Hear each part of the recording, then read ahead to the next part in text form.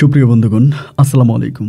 দূরে কাছে দেশে অথবা দেশে বাইরে থেকে বন্ধুগণ ঠিক এই মুহূর্তে যে যেখান থেকে বাস্তব জীবনের গল্প শোনার জন্য আমার সাথে জয়েন করেছেন আমি আপন।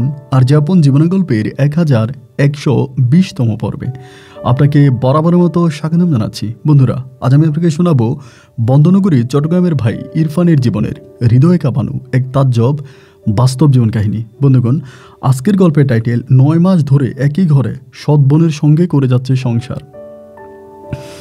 এই কথাটা শুনলে হয়তো প্রতিটা মানুষেরই একটু লজ্জা লাগবে, শুনতে খারাপ লাগবে যে এটা কিভাবে সম্ভব। বোন তো বোনই, হোক সে সৎ, কিন্তু তার সাথে কিভাবে সংসার করা যায়। দেখেন, শুধু তারা সংসারই করেনি, সংসার জীবনে তারা এমন কিছু ঘটনা ঘটিয়েছে যেটা শোনার পরে আপনার শরীরের পশম দাঁড়িয়ে যাবে। আপনি চিন্তাও করতে পারবেন না মানুষ তার স্বার্থে কতটা নিচে নামতে পারে। হোক সেটা ভালোবাসার স্বার্থ, প্রিয় মানুষকে পাওয়ার স্বার্থ, কিংবা ধন সম্পদের স্বার্থ। আমি আশা করব শুরু থেকে শেষ পর্যন্ত চট্টগ্রামের ভাই ইরফানের জীবনের এই তাজ্জব গল্পটা প্রত্যেকে আমার মুখ থেকে শুনবেন এবং গল্প শেষে ইরফানকে আপনার মতো করে একটা মন্তব্য কমেন্ট বক্সে লিখবেন। ধন্যবাদ সবাইকে। সুপ্রিয় বন্ধুগণ, আসসালামু আলাইকুম।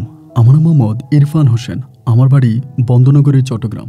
বন্ধুগণ, আমি আমার জীবনের গল্পটা শুরু করার শুরুতে আপনাদেরকে আমার পরিবারের বিষয়ে জানিয়ে রাখি। আমার পরিবারে আমি আছি, আমার বাবা আছে, মা আছে, এছাড়া রয়েছে আমার দাদিমণি সহ আমার ছোট 2টা বোন। আমরা টোটাল 2 বোন 1 ভাই। আমাদের পরিবারটা চট্টগ্রাম শহরেরই মধ্যে এক উচ্চবিত্ত পরিবার।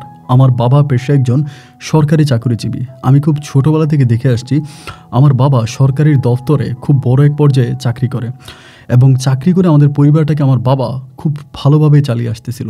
শুধু তাই নয়, আমরা যে বাসায় থাকি ওই বাসাটাও আমার বাবারই, মানে ওই বাড়িটা আমার বাবার বাড়ি। এই বাড়িটা ছিল আমার দাদার বাড়ি, এবং দাদার একমাত্র সন্তান ছিল আমার বাবা, যার কারণে দাদার মৃত্যুর পরে এই বাড়ির মালিক হয়েছে আমার বাবা। যদিও বাড়িটা প্রথমে দোতলা ছিল, এরপরে আমার বাবা ওই বাড়িটাকে 5তলা হিসাবে নির্মাণ করে, মানে 5তলা বাড়ি বানায়। তো ছোটোবেলা থেকে আমি পড়াশোনার প্রতি আসলে খুব বেশি মেধাবী ছিলাম না। আমি দুষ্টমি, শয়তানি, ফাইজলামি এসবের মাঝে আমি আমার সময়গুলো কাটাতাম। তারপরেও বাবা আমাকে পড়াশোনার জন্য খুব চাপ দিত। যেহেতু পরিবারের একমাত্র বড় ছেলে ছিলাম আমি, আমার বাবার অনেক স্বপ্ন ছিল যে আমি পড়াশোনা করে একদিন অনেক ভালো মানের কোনো চাকরি করব, অনেক বড় কোনো পর্যায়ে যাব। কিন্তু কেন জানি পড়াশোনার প্রতি আমার কোনো টান, আগ্রহ, ভালোবাসা এসব কোনো কিছুই আসে না। যাই হোক, এরকম করতে করতে একটা পর্যায়ে আমি এসএসসি পরীক্ষা দিই। এসএসসিতে আমি সি গ্রেডে পাশ করি। আমার আব্বাকে যখন কেউ জিজ্ঞেস করতো যে আপনার ছেলে পাশ করেছে না ফেল করেছে, আমার আব্বা বলে মাঝামাঝিতে আছে। তার মানে আমি এমন একটা রেজাল্ট করেছি যে রেজাল্টে আমার আব্বা কারো কাছে বলতে পারে যে আমার সন্তান পাশ করেছে, আবার ফেল করেছে এটাও বলা যায় না। এইভাবে আমার সময়গুলো কাটতে থাকে। একটা পর্যায়ে আমি কলেজে উঠি, এবং কলেজে ওঠার পরে আমি যদিও প্রচুর দুষ্টামি করতাম, বাট আমার কলেজে তেমন কোনো ভালো বন্ধুবান্ধব ছিল না। আমার এলাকার কিছু পোলাপান ছিল, ওদের সাথে আমার চলাফেরা ছিল, ওদের সাথে আমি চলতাম ফিরতাম। এইভাবে যেতে যেতে একটা পর্যায়ে আমি আপনার ইন্টার ফার্স্ট ইয়ার ফাইনাল পরীক্ষা দিই, এবং ফাইনাল পরীক্ষা দিয়ে আমি সেকেন্ড ইয়ারে উঠি। অ্যান্ড সেকেন্ড ইয়ারে আমি যখন উঠি, আমার ছোটো বোন ইতি তখন এসএসসি পরীক্ষা দিবে, ক্লাস 9 থেকে ক্লাস 10-এ উঠে।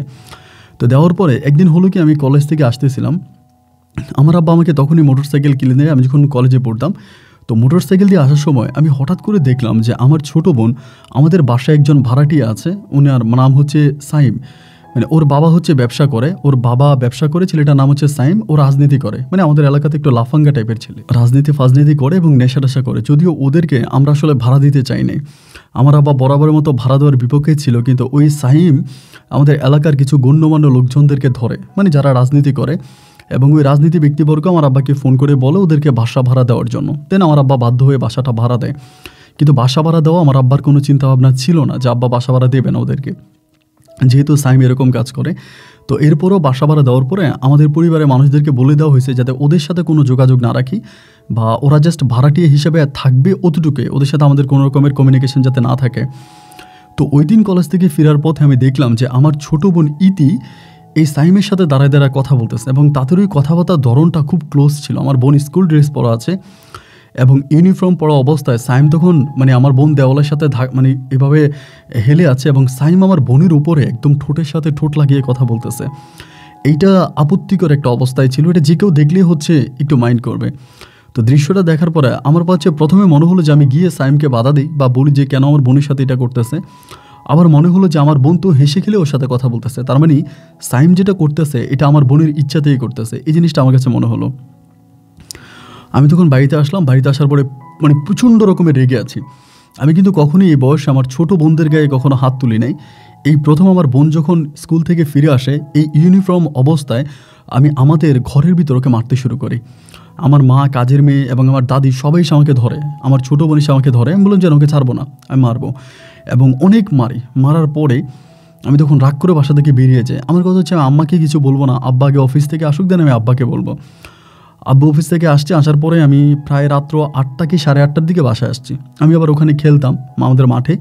তো খেলাধুলা শেষ করে 8টা 8:30টার মধ্যে যখন বাসায় আসি, আসলে পরে আব্বু তখন আমাকে ডেকে জিজ্ঞেস করে যে ইরফান কী হয়েছে, তুমি ইতিরে মারলা কেন, এবং ও যদি কোনো অন্যায় করে এটার বিচার করার জন্য আমি আছি, তোমার মা আছে, তোমার দাদি আছে, কিন্তু তুমি তাদেরকে ডিনাই করে তোমার বোনের গায়ে হাত তুললা কেন? তোমার বোন কলেজে পড়ে, কলেজে পড়ুয়া কোনো একটা মেয়ের গায়ে এভাবে হুটহাট করে তার বড় ভাই হাত তুলতে পারে না। আমি তখন আব্বাকে বললাম যে হ্যাঁ আব্বা, আপনার যুক্তি ঠিক আছে, আপনার কথাও ঠিক আছে। আপনার মেয়ে এসএসসি পরীক্ষাতে এরকম একটা মেয়ের গায়ে হাত তুলতে পারেন, যে ঠিক আছে ওই মেয়ে পরীক্ষা দিবে, আমি ওর গায়ে হাত তুলতে পারবো না, আপনার আইন আমি মানছি বা আপনার কথা আমি শুনছি, কিন্তু ও কী করছে এটা তো আপনি শুনবেন।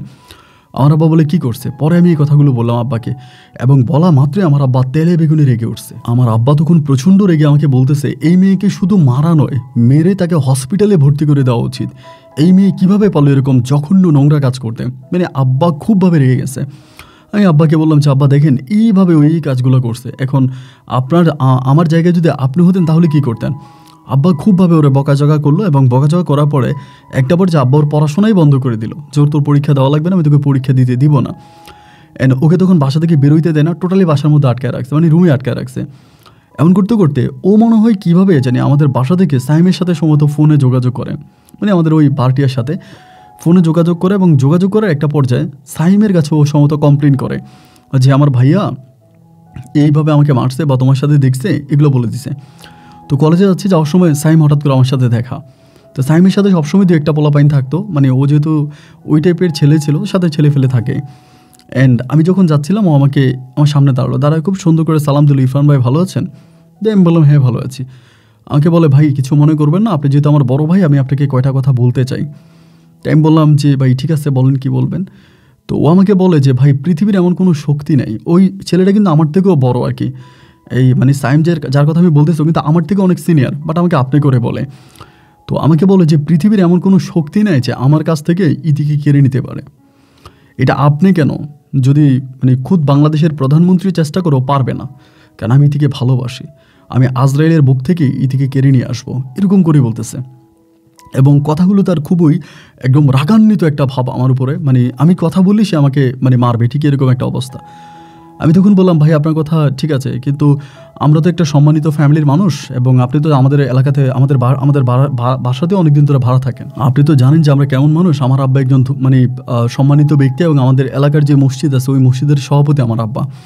তো রাস্তাঘাটে যদি আমার বোন এগুলো করে তাহলে তো আমাদের মান সম্মান থাকে না, যার জন্য আমার আব্বা বাধ্য হয়ে ওকে পড়াশোনা অফ করাই দিছে। উনি আমাকে বলে না আপনার আব্বা তো পড়াশোনা অফ করায়নি, করছেন তো আপনি, আপনার এত বড় সাহস কী করে হলো যে আপনি আমার ভালোবাসার মানুষের পড়াশোনা বন্ধ করাই দিলেন? তো আমি আপনাকে তো ছাড়বো না। আমি বললাম কী করবেন আমাকে? বলে কি করব, জাস্ট আপনাকে 1 সপ্তাহ টাইম দিলাম, 1 সপ্তাহের মধ্যেই ইতি আবার আগের মতো স্কুলে যাবে। যদি 1 সপ্তাহের মধ্যেই ইতি আগের মতো স্কুলে না যায় তাহলে আপনার অবস্থা লে হালুয়া করে ফেলবো, এরকমভাবে উনি আমাকে একটা থ্রেট দিয়ে মোটরসাইকেল দিয়ে ওরা তখন চলে গেল। আমি তখন কলেজে গেলাম, কলেজ যাওয়ার পরে খুব রাগ, আমার প্রচণ্ড রাগ। আমি দুপুরে কলেজ থেকে চলে আসছি, এসে আব্বা অফিসে ডিরেক্টলি আব্বার অফিসে গেছি। আব্বার অফিসে গিয়ে বললাম যে আব্বা এই ঘটনা, এবং বলা মাত্র আব্বা তখন থানাতে ফোন করলো, আমাকে বললো যে যা তুই থানার মধ্যে একটা জিডি করে। তো যেহেতু আমাকে ছোটোখাটো একটা থ্রেট দেওয়া হয়েছে, আমি তখন থানায় গেলাম, থানায় গিয়ে জিডি করলাম। যদিও ওসি ওই মানে ইরফানের জিডি নিতে চায়, মানে আপনার সাইমের জিডি নিতে চায় না, বাট তারপরেও খুব বুঝিয়ে শুনে তখন আমি জিডিটা করে বাসায় আসি। এবং বাসায় আসলে পরে আপনার বিকেলের দিকে প্রায় আসরের নামাজের একটু পরে আমি বাইরে যাব, খেলতে বের হইতেছি, কয়েকটা পোলাপাইন এসে আমার সাথে মানে আমাদের গেটের সামনে আমার সাথে ধাক্কাধাক্কি লেগে গেছে, মানে শুধু কোনো কারণ নাই। এবং এক পর্যায়ে আমাকে মারতে শুরু করছে, কোত্থেকে জানি সাইম আসছে, এইসব পোলাপাইনগুলোকে ধমকাইতে আছে, তোদের এত বড় সাহস, তোরা কি জানিস এটা কি, এটা আমার বড় ভাই, ওর গায়ে হাত তুলবে, মানে এই মানে খুবভাবে উনি আমার পক্ষ নিয়ে মানে একটা নাটক করতেছে। মানে আমি বুঝে গেছি যে এটা ওনারই চালাকি, মানে উনিই করতেছে। অ্যান্ড ছেলেগুলোকে মানে তারাই দিলাম। পরে আমাদের বলতেছে যে ইরফান ভাই আপনি কাজটাকে ভালো করছেন, আপনি আমার নামে থানায় জিডি করে আসছেন। জিডি কেন, আপনি যদি আমার নামে মামলাও করেন আমার কোনো সমস্যা নাই, কারণ থানার পুলিশের এত বড় ক্ষমতা হয়নি যে আমাকে এসে গ্রেপ্তার করে নিয়ে যাবে। তো আপনি কাজটা ভালো করেন নাই, আপনি বারবার ভেঙুলের বাসায় ঢিল মারতেছেন। তো পরিস্থিতি কিন্তু খুব বেশি ভালো হবে না ভাই। আপনাকে যে 1 সপ্তাহের ওয়ার্নিং দিয়েছি, আপনার মনে আছে? 1 সপ্তাহের মধ্যে আপনার বোন যদি পুনরায় আবারও স্কুলে না যায়, অবস্থা কিন্তু খারাপ হয়ে যাবে। আমি তখন বললাম, আমার বোন স্কুলে যাবে, আপনি একটা কাজ করেন, আপনি আমাদের বাসা ছেড়ে দেন, আমাদের বাসা ছেড়ে দিয়ে আপনারা চলে যান আপনাদের মতো করে, দেন আমার বোন আবার স্কুলে যাবে, কোনো সমস্যা নেই। উনি আমাকে বলে, ভাই বেশি বাইরের না, বেশি ভাবলে অবস্থা খুব খারাপ হয়ে যাবে। আবারও আমাকে সেই থ্রেট। যাই হোক, আমি কলেজে যাচ্ছি আসতেছি, এরকম করতে করতে কয়েকদিনের মাথায় একদিন হঠাৎ করে আমি কলেজে, আমার মা আমাকে ফোন দিয়ে চিৎকার করে কান্নাকাটি করতেছে যে বাবা তাড়াতাড়ি বাড়িতে, সর্বনাশ হয়ে গেছে। কী হয়েছে? আমার আম্মার লাইনটা কাটার পর আব্বারে ফোন দিলাম। আব্বাও তখন একই কথা বলে যে তোর আম্মা ফোন দিয়ে কান্নাকাটি করতেছে বাসায় যাওয়ার জন্য। তাই আমি বললাম, বাসায় তো যাবো, কী হয়েছে এটা তো আগে বলতে হবে। আমার আম্মা তখন বলতেছে, জানি না কী হয়েছে, বাট অবস্থা খুব খারাপ। তো এই বলে আমি তখন দৌড়িলাম বাসার দিকে, তাড়াতাড়ি যাচ্ছি, আমিও যাচ্ছি। আমার আব্বা অফিস থেকে আসছে, বাসায় গিয়ে দেখতেছে আমার অবস্থা খারাপ। আমার ছোটো বোন আম্মার মাথায় পানি ঢালতেছে, এবং আমাদের বাসায় যে কাজের মেয়ে ছিল ওই আম্মাকে মানে মাথায় পানি ঢালতেছে। তা কী হয়েছে, কেন আম্মা এরকমটা করতেছে? পরে জানতে পারি আমার বোন নাকি দুপুরবেলা পালায়ে গেছে। মানে আমার ছোটো বোন ইতি দুপুরবেলা পালায়ে গেছে বাসা থেকে। তা পালায়ে কোথায় গেছে? আমার আম্মা বলে, জানি না কোথায় গেছে। আমি সাইমদের বাসায় গেছি, সাইমের আব্বার সাথে কথা বলছি, কিন্তু সাইমও বাসায় নেই। আমি তখন দৌড়ে নিচে গেলাম, নিচে যে ওরা তো আমাদের বাড়িতে ভাড়া থাকতো, আমাদের ফ্ল্যাটে গেলাম, গিয়ে সাইমের আব্বা আছে, আমি বললাম যে আঙ্কেল সাইম কোথায়? পরে বলতেছে, বাবা ও তো বাসায় নেই, সকালবেলা বাসা থেকে বেরোইছে, ও তো আসলে দুপুরে বাসায় আসে না, কই গেছে তা তো আমি জানি না। আমি তখন দৌড়ে বাসায় আসছি, কারণ এই সাইম ছেলেটা খুবই খারাপ, শুধু খারাপ না মানে গ্রেটফুল খারাপ, এত লেভেলের খারাপ ছেলে। এখন ও আমার বোনের কোনো ক্ষতি করে ফেলে কিনা এটাও তো একটা চিন্তার বিষয়। তো দেন হলো কি, আমি বাসায় আসছি, আসার পর আব্বারে বললাম যে আব্বা এই ঘটনা। আব্বা তখন তার ফ্রেন্ড সার্কেল এলাকাতে যারা আছে তাদেরকে ফোন দিল, ইনারা সবাই আসছে। আসার পরে আমার আব্বা তখন সবাইকে নিয়ে সাইমদের ফ্ল্যাটে গেল, এবং ওদের ফ্ল্যাটে যাওয়ার পরে সাইমের আব্বার সাথে কথা বললো। সাইমের আব্বা বলতেছে যে আমার ছেলে এখন নিয়ে গেছে কি না সেটা তো আমি বলতে পারি না, ঠিক আছে আমি ফোন দিই। একটা সাইমের নাম্বারে ফোন দিল, সাইমের নাম্বার বন্ধ। এবার সবাই শিওর হয়ে গেল যে অবশ্যই সাইম আমার বোনকে নিয়ে পালাইছে, তা নাহলে সাইমের নাম্বার বন্ধ থাকবে কেন? সাইম তো নাম্বার বন্ধ করার কোনো কারণ নাই। সবাই মিলে তখন আমাকে খুব আমাদের সাথে আমাদের সাপোর্ট নিয়ে সাইমের বাবার সাথে খুব দুর্ব্যবহার করলো, অনেক খারাপ ব্যবহার করলো। আমরা তো পাগলের মতো হয়ে গেছি, থানায় যাচ্ছি, মামলা করতেছি, লোকজন খুঁজতেছি, কী করা যায় না করা যায়। দেখতে দেখতে সন্ধ্যা হয়ে গেল এবং রাত নেমে আসলো। রাত্র প্রায় আমরা 11টার দিকে সবাই বসে আছি ঘরের মধ্যে, কি করব আসলে কোনো সন্তান তো পাইতেছে না, যে কোথায় নিয়ে গেল, কোন জায়গায় নিয়ে গেল। যদি সঠিক কোনো ঠিকানাই না পাই, তো তারে আমি খুঁজবো কোথায় বা কোন জায়গায় পাওয়া যাবে। কান্নাকাটি করতেছি অ্যান্ড একটা পর্যায়ে এই অবস্থার মধ্যে হঠাৎ করে আমার মোবাইলে একটা আননোন নাম্বার থেকে কল আসছে, নাম্বারটা আমি চিনি না, ওইটা থেকে কল আসছে। আমি রিসিভ করলাম, রিসিভ করার পরে একটা ছেলে আমাকে বলতেছে, ভাই আমি সাইম। এটা বলার পরে আমি তখন আব্বা আমারে লাউড স্পিক দিলাম, দিয়ে বলতেছি যে তোমরা শোনো, কথা বললো না। পরে আমি বললাম, জি সাইম ভাই। আমি কিন্তু কিচ্ছু বলতেছি না। পরে বলে, ভাই আমি আপনাকে বাংলাদেশের 64টা জেলায় আপনার মাংসের টুকরা রেখে আসবো, চিল কাউয়া দিয়ে আমি আপনার মাংস খাওয়াবো। আপনার এত বড় সাহস কী করে হলো যে আপনি আমার বাড়িতে গিয়ে আমার আব্বারে থ্রেট দিয়ে আসলেন? আমি বললাম, ভাই আপনার এত বড় সাহস কী করে হলো যে আপনি আমার বোনকে নিয়ে পালাইয়া গেলেন? পরে বলতেছে, এই ভাই কী বলেন, আমি আপনার বোন নিয়ে পালাইছি? আমি বলি, দেখেন আজকে দুপুরে আমার বোন বাসা থেকে পালাইছে, আপনি আমার বোনকে নিয়ে পালাইছেন। উনি বলে, ভাই আপনার মাথা খারাপ, আমি তো ঢাকায় আসছিলাম, আমাদের দলের কেন্দ্রীয় একটা মিটিং আছে, আমি এই মিটিংয়ে আসছি, আর আপনারা কে বললো যে আমি আপনার বোন নিয়ে পালাইছি? কেন, ইতি কই?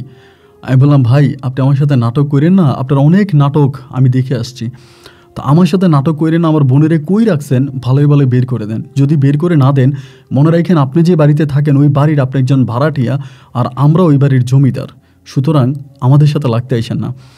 একে মোটামুটি আমি একটা থ্রেড দিলাম। থ্রেড দেওয়ার পর উনি বলে, ভাই ইতিটা তো আমি ভালোবাসি, বাট আপনার বোন যে নষ্ট এটা তো আমার জানা ছিল না। কেন ভাই? পরে বলে, আপনার বোন আমার সাথেও প্রেম করতো, অন্য ছেলের সাথেও প্রেম করতো, মনে হয় অন্য কারোর সাথে ভাইগে গেছে, আর আপনি শুধু শুধু ভাই আমাকে দোষারোপ করতেছেন। ইতি কোথায় গেছে আমি জানি না, ও আমাদেরকে কোনো ঠিকানা দিবে না। সারাটা রাত আমার আব্বা আম্মা আমরা কেউ ঘুমাতে পারিনি। আমি বারবার ওই নাম্বারে এরপরে কল দিচ্ছিলাম, নাম্বারটা বন্ধ।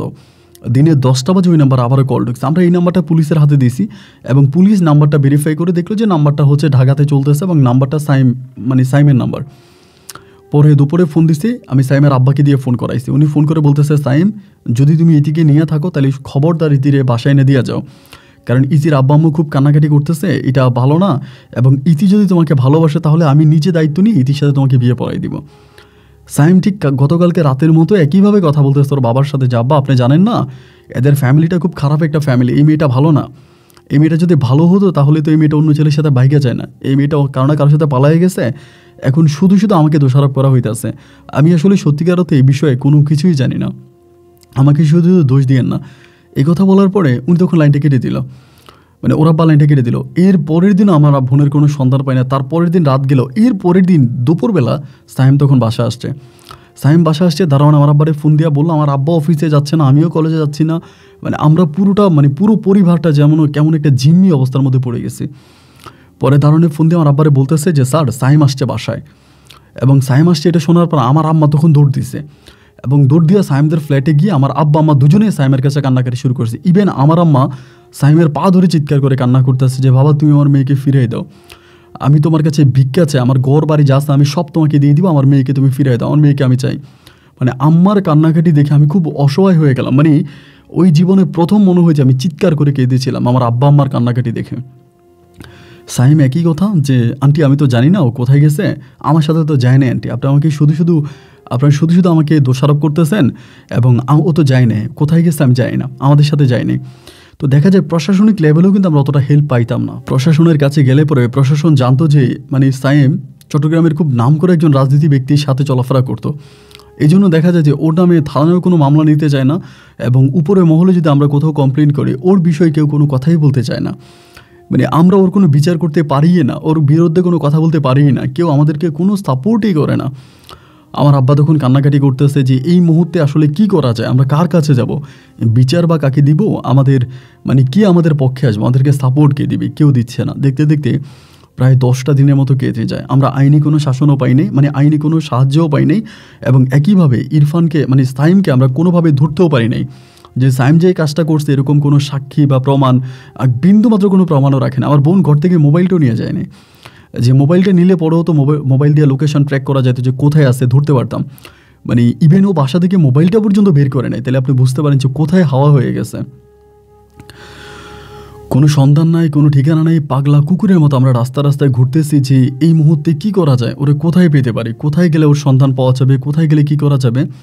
প্রায় 10টা দিন অতিবাহিত হয়ে যায়, এবং 10 দিন পরে আমরা একটু খবর পাইছি যে আমার বোন চট্টগ্রামের এক জায়গায় আছে, মানে এক বাসে আছে, এরকম খবর পাওয়া গেছে। এবং খবর পাইছি পরে আমরা তখন দৌড়ে ওই বাসার মধ্যে গেছি, মানে ওই বাসা যে বাসায় খবর পাইছি, যে কোনো মাধ্যমে আমরা খবর পাইছি। এবং বাসায় যাওয়ার পরে আমরা জানতে পারি বাসার গেটের মধ্যে তালা মারা, মানে ওই দরজার মধ্যে তালা মারা, যেখানে বাসাটা আমার বা বাড়িওয়ালাকে ডাকার পরে বাড়িওয়ালা তখন দায়িত্ব নিয়ে মানে চাবি দিয়ে তালাটা ভাঙে। তালাটা ভাঙার পরে ভিতরে ঢুকে পরে আমরা ওদের কিছু কাপড় চোপড় পাই, মানে আমার বোনের কিছু পরনের জামা কাপড় পাই। আমার বোনকে আর পাওয়া যায় না, মানে কিছু জামা কাপড় পাচ্ছি, এগুলোই আমার বোনের নাই। এবং বাড়িওয়ালাকে যখন আমার বোনের ছবি দেখানো হলো, বাড়িওয়ালা বলে হ্যাঁ এই মেয়েটাই তো এখানে থাকতো। এবং যখন সাইমের ছবি দেখালাম, বাড়িওয়ালা বলে হ্যাঁ ওরা দুজনেই তো এখানে থাকতো। মানে অবাক বিষয়, চিন্তা করেন যে সাইম আমার বোনকে ও ছিল ঢাকাতে, অথচ আমার বোনকে ফোন করে বাসা থেকে নিয়ে গেছে। আমরা কোনো কিছুই বুঝতে পারিনি, এবং আগে আমার বোনের জন্য বাসা ভাড়া করে রাখছে, এমন টেকনিক খাটাইছে যে বোঝার কোনো উপায় নেই। এরপরে বাড়িওয়ালা বলছে যে হ্যাঁ এই ছেলে এই মেয়ে এই বাসায় থাকতো, এবং তারা তো আজকে সকালেও মানে গতকালকে রাতেও ছিল, একই সাথে ছিল।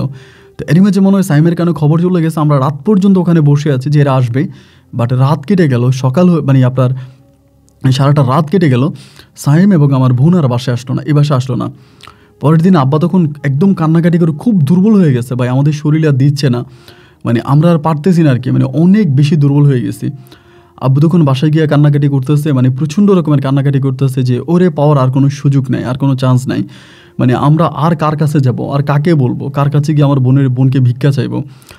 এবং এরকম লোক তো আর চট্টগ্রামে নাই, যাদের কাছেই যাই, যাদের কাছেই বলি, মানে আপনার সাইমের কথা বললেই সবাই স্টপ হয়ে যায়, চুপ হয়ে যায়, এই বিষয় নিয়ে কেউ আর কোনো সামনে দিয়ে কথা বলতেই চায় না। আমি তখন ভাবলাম এখন কি করা যায়, এখন কি করব, কোনো কিছুই মাথার মধ্যে আসতেছিল না। ঠিক এইভাবে আমাদের দিনরাতগুলো কাটতে থাকে, এমন করে প্রায় আপনার সপ্তাহখানিকের মতো কেটে গেল। ওরা আবার ওই বাসাটা ছেড়ে আবার নতুন কোনো বাসায় চলে গেছে, এবং এই বাসায় তারা জামা কাপড়গুলো পর্যন্ত নিতে আসে নাই, মানে জামা কাপড় নিয়ে যায়নি। এইভাবে কয়েকটা দিন কেটে গেল, প্রায় এরপরেও 15 দিনের মতো কেটে গেছে, 15 থেকে 16 দিনের মতো। আমার আব্বা তখনও হসপিটালে, এবং আমাদের পারিবারিক অবস্থা তখনও খুব খারাপ, মানে শুধু খারাপ নয়, এতটাই খারাপ যে বলে বোঝানো যাবে না। এবং সাইমকে তো আমরা সাইমকে তো দেখি, ও আসে ঘুরে ফিরে অনেকভাবে, আমার আব্বা আম্মা ওর হাতে পায়ে ধরা থেকে শুরু করে কোনো কিছু বাদ রাখে নাই, মানে যা করা দরকারও তাই করছে, মানে অনেক কিছু করছে, কিন্তু কোনোভাবেই কোনো কিছু কাজ হয়নি। এভাবে প্রায় 1.5 মাসের মতো কেটে যায় এবং এই 1.5 মাসে আমার পড়াশোনা বন্ধ। আমি পড়াশোনা অফ করে দিয়েছি শুধু এই বোনের কারণে। আব্বু আবার চাকরি থেকে একরকম রিজাইন দিয়ে দিচ্ছে। আমরা সারাক্ষণে বাসায় বসে ফ্যামিলির সব মানুষগুলো কান্নাকাটি করতেছি যে কীভাবে ওকে ফিরে পাবো, আমাদের ওকে ফিরে পেতে হবে, মানে ওকে ফিরে পাওয়ার কোনো পথও তো খোলা নাই। এমন করে একদিন হঠাৎ করে হলো কি, রাত আনুমানিক 2টার দিকে, আপনার ঘড়ির সময় প্রায় 2টা, আমি শুয়ে আছি, আমাদের দারোয়ান আমার ফোন দিয়ে বলতেছে যে ইরফান ভাই তাড়াতাড়ি নিচে আসেন, এটা আমাকে বলতেছে। তো ওই সময় কিন্তু আমাদের বাসার যে লিফট ছিল, লিফট কিন্তু বন্ধ, মানে লিফট বন্ধ। ওই সময় আমরা আরও 2 তলা উপরে কাজ করাইতেছিলাম, তো এই জন্য লিফটটা বন্ধ করে রাখি। এখন লিফট বন্ধ, আমাকে বলতেছে দারোয়ানে যে ইরফান ভাই ইরফান ভাই তাড়াতাড়ি বাসার নিচে আসেন, আমাকে ফোন দিছে। তো কেন ফোন দিলে আমি বুঝতে পারলাম না। দৌড়ে বাসার নিচে গেলাম এবং বাসার নিচে যাওয়ার পরে আমি যেটা দেখলাম যে দারোয়ানের রুমের ভিতরে আমার বোন বসে আছে, ইতি, এবং একদম শুকিয়ে গেছে, কালো হয়ে গেছে, ওকে দেখলে চেনা যায় না। মানে আমি ওখানে যাওয়ার পরেই ও আমার পা ধরে চিৎকার করে কান্না করতেছে আমাদের বাসার মধ্যে। ও যখন কান্না করতেছে আমি ওকে জড়াই ধরে কান্না করতেছি যে বোন যা হবার তা হয়েছে, কী হয়েছে আমার কাছে বল, কান্না কেন করতেছিস, মানে তুই কাঁদতেছিস কেন আমার কাছে বল। ও কোনো কিছু বলে না, শুধু কান্না করে, মানে প্রচণ্ড রকমের কান্না করে। আমি সে কান্না করিস না, তুই বল কী হয়েছে। পরে বলে ভাই আমি চলে যাচ্ছি, আমি আত্মহত্যা করব, আমি শেষবারের মতো, কি আব্বা আম্মা তো মনে হয় ঘুমিয়ে আছে, তুমি কি একটু দরজা খুলে দিবা, আমি একদম শেষবারের মতো একটু আব্বা আম্মার চেহারাটা দেখবো, দেখে আমি এখান থেকে চলে যাব এবং আমি আত্মহত্যা করব। বোনের মুখে এই কথা শোনার পরে আমার চোখে পানি চলে আসলো। আমি আত্মহত্যা করবি কেন, আমরা তো বেঁচে আছি, তুই কেন আত্মহত্যা করবি, কেন, তোর কী হয়েছে, তুই এতদিন কোথায় ছিলি। পর আমাকে বলে ভাইয়া কোথায় ছিলাম এটা তো তুমি ভালো করেই জানো, আমি কোথায় ছিলাম এটা তো তুমিই জানো। তো দারোয়ানের রুমে কথা বলতেছি, আমি বললাম যে তুই আমাদের বাসায় চল। বলে না ভাই আমি বাসায় যাব না, তুই কি আমাকে একটু আব্বা আম্মাকে দেখাবা। আমি বললাম যে তুই আমার সাথে চল, বাসায় চল, আব্বা আমাকে দেখবি, যাকে দেখবি তোরা আমরা সবাইকে দেখাবো, তুই আয় বাসায় আয়। একরকম জোর করে টেনে হিসড়ে ওকে বাসায় নিয়ে গেছি এবং বাসায় নিয়ে আমি আমার রুমে নিয়ে গেলাম। আমার রুমে নিয়ে গিয়ে ওরা বসাইলাম, বসায় বললাম যে তুই আমার কাছে বল তো কী হয়েছে, মানে তুই এরকম শুকিয়ে গেলি কেন, তুই তো নিজের ইচ্ছায় বাসা থেকে বের হয়ে গেলি। ও বলে হ্যাঁ ভাইয়া আমি নিজের ইচ্ছায় বাসা থেকে বের হয়েছি, আসলে আমি সাইমকে এতটাই ভালোবাসতাম যে আমি তোকে বলে বোঝাতে পারবো না, এবং সাইমকে হঠাৎ করে হারানোর ব্যথাটা আমি সহ্য করতে পারি নাই, যার জন্য সাইম আমাকে যেমন করে শিখিয়ে দিছে আমি তেমন করে বাসা থেকে বেরিয়ে গেছি। অ্যান্ড আমি বললাম তারপর বলে বাসা থেকে বেরিয়ে কয়েকদিন আমরা ভালোই ছিলাম, ও আমাকে কোথাও এখানে লুকায় রাখতো, কখনো ওখানে লুকায় রাখতো, আমার সাথে শারীরিক সম্পর্কও করতো, সব কিছুই ঠিক আছে। কিন্তু ভাইয়া শেষের দিকে যেটা দেখা গেল, ও আমার কাছে মানে বড় বড় রাজনীতিবিদ যারা আছে, বড় বড় লেভেলের রাজনীতি করে, এরকম কিছু লোককে আমার রুমে আনতে শুরু করছে। সরকারি দপ্তরের সরকারি কিছু আমলা যারা বড় বড় র্যাঙ্কে আছে, এনাদেরকে আমার রুমে আনতে শুরু করছে এবং ওনাদেরকে এনে আমাকে বলে যে দেখো তুমি জাস্ট একটা রাত থাকো এবং থাকলে তুমি, আমি একটা টেন্ডার পাবো, আমি এটা পাবো, আমি ওইটা পাবো, এরকম করে ভাইয়া জোর করে আমাকে বাসার মধ্যে আমাকে দিয়ে ওই লোকগুলোর সাথে এরকম খারাপ কাজ করাতো এবং অনেক প্রশাসনিক লেভেলের লোকজনও আসতো। আসলে আমি অনেক দিন পর্যন্ত এটা সহ্য করি এবং একটা পর্যায়ে সহ্য করতে না পেরে আমি গভীর রাতে বাসা থেকে পালিয়ে আসি। আমি বললাম এই বদমাইশটা এখন কোথায়, বলে ও বাসায় আছে। আমি কোন বাসায়, বলে আমরা চট্টগ্রামেরই একটা বাসায় ভাড়া থাকতাম, ও এখন ওইখানেই আছে। আমি দৌড় দিয়ে বেরোইতে আসছি, ওরে আমি ওইখানে গুলি করে মেরে ফেলবো, ওরে আমি ওইখানে খুন করবো। আমার বন্ধুখানে আমার পা ধরে কান্না করে বলতেছে ভাইয়া তুমি সাইমকে চিনো না, সাইম কত ডিয়ারিং একটা পার্সন, সাইমের সাথে মানে বাংলাদেশের বড় বড় লেভেলের লোকজনের সাথে লিঙ্ক আছে, সাইম পারে না এমন কোনো কাজ নাই। ভাইয়া আমার আব্বার বাড়িটা কিন্তু সাইম দখল করে নিয়ে নেবে, সাইম শুধু আমাকে নিয়ে গেছে এই বাড়িটা দখল করার জন্য। ভাইয়া যেমনি পারো সাইমদেরকে বাসা থেকে বের করো এবং প্লিজ ভাইয়া কিছু একটা করো, আমার আব্বাকে কিন্তু সাইম মেরে ফেলবে, ইভেন তোমাকেও মেরে ফেলবে, তুমি ওখানে যেও না। আমি স্যার আমি যাবো, তুই আমারে ছাড়, কীভাবে মেরে ফেলে আমি দেখবো। এরকম ওর সাথে দস্তাদস্তি এবং কথাবার্তা বলতে বলতে একটা পর্যায়ে মনে হয় আমার আম্মা ঘুম থেকে উঠে যায় এবং আম্মা ঘুম থেকে উঠে এসে দরজা ধাক্কাইতে আসে, আমাকে বলতেছে কিরে ইরফান কার সাথে কথা বলিস, দরজা খোল দরজা খোল। আমি আরে বললাম যে না মা ভিতরে কেউ নেই। আম্মা বলে তুই তোরে দরজা খুলতে বলছিস, তুই দরজা খোল, মানে ধাক্কাইতে আসে। আমি দরজা খুলি না, বোন আমার পা ধরে আসে যে ভাইয়া তুমি দরজা খুলো না, এই মুহূর্তে তুমি যদি দরজা খোলো আম্মা যদি ভিতরে এসে আমাকে দেখে আমি সহ্য করতে পারবো না। পরে আমি বললাম তুই চিন্তা করিস না, তুই বয়, আমি দরজা খুলি। পরে দরজা খুলছি এবং খোলার পরে মা তো ইতিরে দেখা চিৎকার করে, মানে জড়াই ধরে চিৎকার করে কান্না করতে শুরু করছে। মায়ের ওই কান্নাতে আমার বাবা, আমাদের বাড়ির কাজের মেয়ে এবং আমার দাদি সবাই ঘুম থেকে উঠে গেছে। সবাই তখন আসছে, আসার পরে আমার বোন কান্না করতে করতে, আমার আম্মা কান্না করতে করতে একরকম অজ্ঞান হয়ে যাওয়ার মতো অবস্থা। আমার আব্বা তখন আমার বোনের সাথে কথা বলতেছে, আমি তখন আব্বারে ডাক দিয়ে জিজ্ঞেস বললাম যে আব্বা এই ঘটনাটা এরকম এই ঘটনা। পরে আমার আব্বা আমার বোনকে জিজ্ঞেস করতেছে ও কোন বাসায় আছে, বাসার ঠিকানাটা দেওয়ার জন্য, দেন বাসার ঠিকানা দিল। বাসার ঠিকানা দেওয়ার পর আমার আব্বা তখন উপরের মহলের একজন পুলিশের কর্মকর্তাকে ফোন করলো এবং ভোরে ফজরের মানে পরপর ওই বাসার মধ্যে অ্যাটাক করা হলো। এবং ওই বাসার মধ্যে অ্যাটাক করার পরে সাইমকে ওই বাসা পাওয়া গেল না, সাইম ওই বাসার মধ্যে নাই। এবং সাইমকে না পাওয়ার পরে আমার আব্বা তখন পরের দিন সকালবেলা সাইমদের বাসায় গেল, গিয়ে সাইমের আব্বাকে বললো যে আপনি এখন বাড়ি ছেড়ে দিবেন, মানে এখন বাসা ছেড়ে দিবেন। তখন ছিল মাসের প্রায় 25 তারিখের মতো। তো সাইমের আব্বা বললো যে আপনি এখন বললেই তো আমি বাসা ছেড়ে দিতে পারি না, এবং বাসা ছাড়ার আগে তো অবশ্যই আপনি আমাকে 1 মাস আগে জানাবেন এবং আমিও আপনাকে 1 মাস আগে জানাবো। আপনি আমাকে বের করে দিলেও 1 মাস আগে বলবেন, এবং আমি যদি আপনাকে বের করে মানে আমি যদি বেরিয়ে যাই তাও আপনাকে 1 মাস আগে জানাবো। আপনি এখন বলতে আমি এখন বেরিয়ে যেতে পারবো না। আমার আব্বা বলতেছে আপনার এই মাসের ভাড়াও দিতে হবে না, আপনি বেরিয়ে যান। সাইমের আব্বু তখন বলে যে ভাড়া দিতে হবে কি দিতে হবে না এটা তো বড় কথা না, আপনি বললেই তো আমি এই বাসা থেকে দৌড়ে বেরিয়ে যেতে পারি না, আমি তো বেরোবো না। আমার আব্বার হাত মানে সাইমদের বাসায় তখন একটা লাঠির মতো ছিল, হকি স্টিক টাইপের। আমার আব্বা তখন এইটা দিয়ে সাইমদের ঘরের মধ্যে যত কোকারিস ছিল, লাইক আপনার ওয়াল চুকিস বা এরকম যত ফার্নিচারগুলো ছিল, এগুলো আব্বা ভাঙতে শুরু করে। এবং এরই মাঝে আব্বার যে বন্ধুবান্ধব আছে আমাদের এলাকার সবাই তখন আমার আব্বুর কাছে চলে আসে। আব্বুরে কেউ ধরে রাখতে পারতেছে না। আব্বু ওনার এদিকে বলছে তুই এখন বাসা থেকে বেরিয়ে যাবি, এই মুহূর্তে বাসা থেকে বেরোবি, যদি বের না হোস তাহলে আমরা তোর বাসা আগুন লাগাই দিব, মানে তুই বেরো। ঠিক এরকম করে কোনো না কোনোভাবে সাইমের আব্বাকে বাসা থেকে বের করে দেওয়া হলো। মানে সাইমের আব্বাকে মানে বাসা থেকে বের করে দিছি, বের করে আমরা আমাদের ফ্ল্যাটের মধ্যে তালা মেরে দিছি।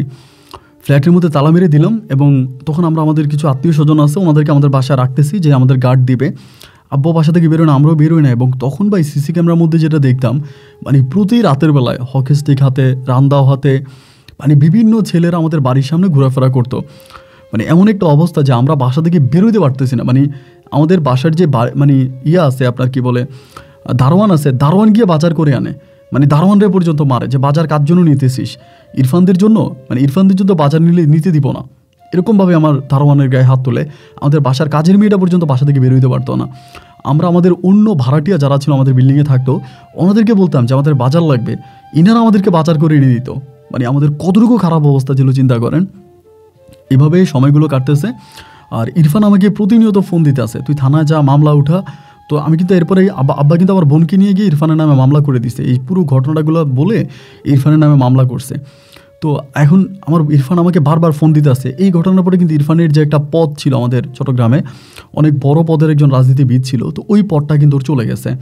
এবং পদটা বাতিল হওয়াতে ও আরও খেপে গেছে, যেহেতু সরকারি দল ছিল, ও আরও খেপে গেছে যে আমার এই ক্ষতিটা তোরা করলি, আমি তোদেরকে ছাড়বো না। আমাকে প্রতিনিয়ত হুমকি দুমকি মানে দিয়েই যাচ্ছি। এভাবে একদিন হলো কি সন্ধ্যার সময়, মানে আমি ফোনে কিছু টাকা ঢুকাবো আর কি, ফোনে কিছু টাকা ঢুকানোর জন্য আমি জাস্ট বাসা থেকে বের হয়েছি। আমাদের বাসা থেকে মানে আপনার 5 মিনিটের রাস্তা, সামনে গেলে লোডের দোকান। এই দোকান থেকে আসার পরেই 5-7টা ছিল আমাকে অ্যাটাক করে বসে।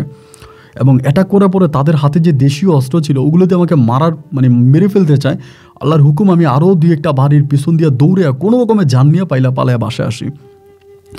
বাসা আসার পর আব্বু তো আমাকে নিয়ে খুব টেনশনে পড়ে যায়। মানে আমার আব্বুর কথা হচ্ছে আমি তো বয়স্ক মানুষ, আমার কি করবে না করবে এটা তো আর বলতে পারি না, কিন্তু তোরে তো কিছু একটা করে ফেলবে। আব্বু তখন আমার বলে যে তুই তোর 2 বোনকে নিয়ে এখান থেকে চলে যা। বললাম আব্বু এটা তুমি কি বলো, আমরা মশার ভয়ে মশারি পুরে ফেলবো, এটা কোনো কথা? আমার আব্বা বলে দেখ আমি আর তোর মা আসি, পরিস্থিতি ঠান্ডা হোক। এবং আমাদের চট্টগ্রামে, আমি ওই ভদ্রলোকের নামটা বলতে চাই না, তিনি অনেক বড় একজন আমাদের চট্টগ্রামের খুব বড় একজন রাজনীতিবিদ ছিলেন। তিনি সাইমের অনেক বড় উপরে পোস্টে ছিলেন। আমার আব্বা ওনার সাথে ফোনে কথা বলে, উনি তখন লন্ডনে চিকিৎসাধীন অবস্থায় আছে। তো উনি আমার আব্বারে বললো যে ভাই আপনি একটু অপেক্ষা করেন, এখন সাইমরে তো আমি এখান থেকে ফোন করে বললে কিছু হবে না, কারণ সাইমের তো অনেক বড় লিঙ্ক, আপনি তো জানেনই, ওরে বাসাটা ভাড়া দেওয়াটাই আপনাদের ঠিক হয় না, কারণ এরা খারাপ এটা জানেন, এরপরেও কেন আপনাকে বাসা ভাড়া দিলেন, কেন আপনার বাড়িতে ওকে আশ্রয় দিলেন। তো যাই হোক, আমি তখন লন্ডনে আছি, আমি আসার আগ পর্যন্ত আমি কিছু করতে পারবো না। দেখা যায় আমি এখন সাইমকে ফোন করে কিছু একটা বলবো, এটা আরও হিতে বিপরীত হয়ে যাবে। সাইম বুঝে যাবে যে আমি আপনার পক্ষে আছি, এবং আমি মানে বাংলাদেশে আসার আগেই হয়তো আপনাদেরকে মেরে ফেলবে, আপনাদের ঘর বাড়ি দখলে নিয়ে যাবে। তো একটু শান্ত হন, আমি লন্ডন থেকে চিকিৎসা শেষ করে এসে আমি সাইমকে এমনভাবে ধরবো, ওর তো এখন পদ নাই, কিছু উশৃঙ্খল পোলাপাইন নিয়ে ঝামেলা করতেছে, আমি প্রশাসনকে দিয়ে ওকে আমি 14 শিখের ভাত খাওয়াবো, জেলে এমনভাবে ভরে দিব যাতে আর বেরোতে না পারে। তো ওই ভদ্রলোক যখন আমার আব্বাকে এগুলো বলে, আমার আব্বা তখন বলে তুই তোর বোনদেরকে নিয়ে এখান থেকে চলে যা। তো আমার আম্মা তখন লাভ দিয়ে ওঠা বলতেছে না না, আমার মেয়েদেরকে আমি দিব না, আমার মেয়েদেরকে আমি যেখানে এসেছি ওখানে আমার মেয়েদেরকে রাখবো, মরতে হয় আমার মেয়েদেরকে নিয়ে আমি এভাবে মরবো, আমি আমার মেয়েদেরকে কোথাও যেতে দিব না। আমার আব্বা তখন বলে তাইলে একটা কাজ করে ইরফান তুই চলে যা, কারণ এখানে থাকলে আমার তোকে নিয়ে অনেক বড় রিস্ক। তুই কখন বাসা থেকে বের হবি, তোর কী হবে না হবে, আমি তোর নিয়ে খুব রিক্সে আছি, যেটা কাজ করতে এখান থেকে চলে যা। তো আমি আব্বুরে বললাম যে আব্বু আমার এখান থেকে যেতে ইচ্ছে করতেছে না, আমি আমার পরিবারের সাথে থাকবো।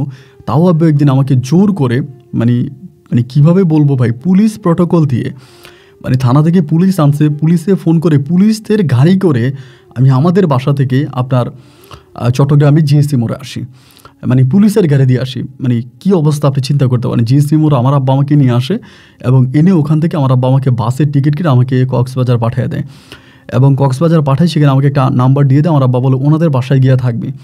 তো আমি কক্সবাজার শহরে নামলে পরে মানে কলাতলি নেমে ওনাকে ফোন করি, একজন মহিলা রিসিভ করে, নাম হচ্ছে তাহমিনা।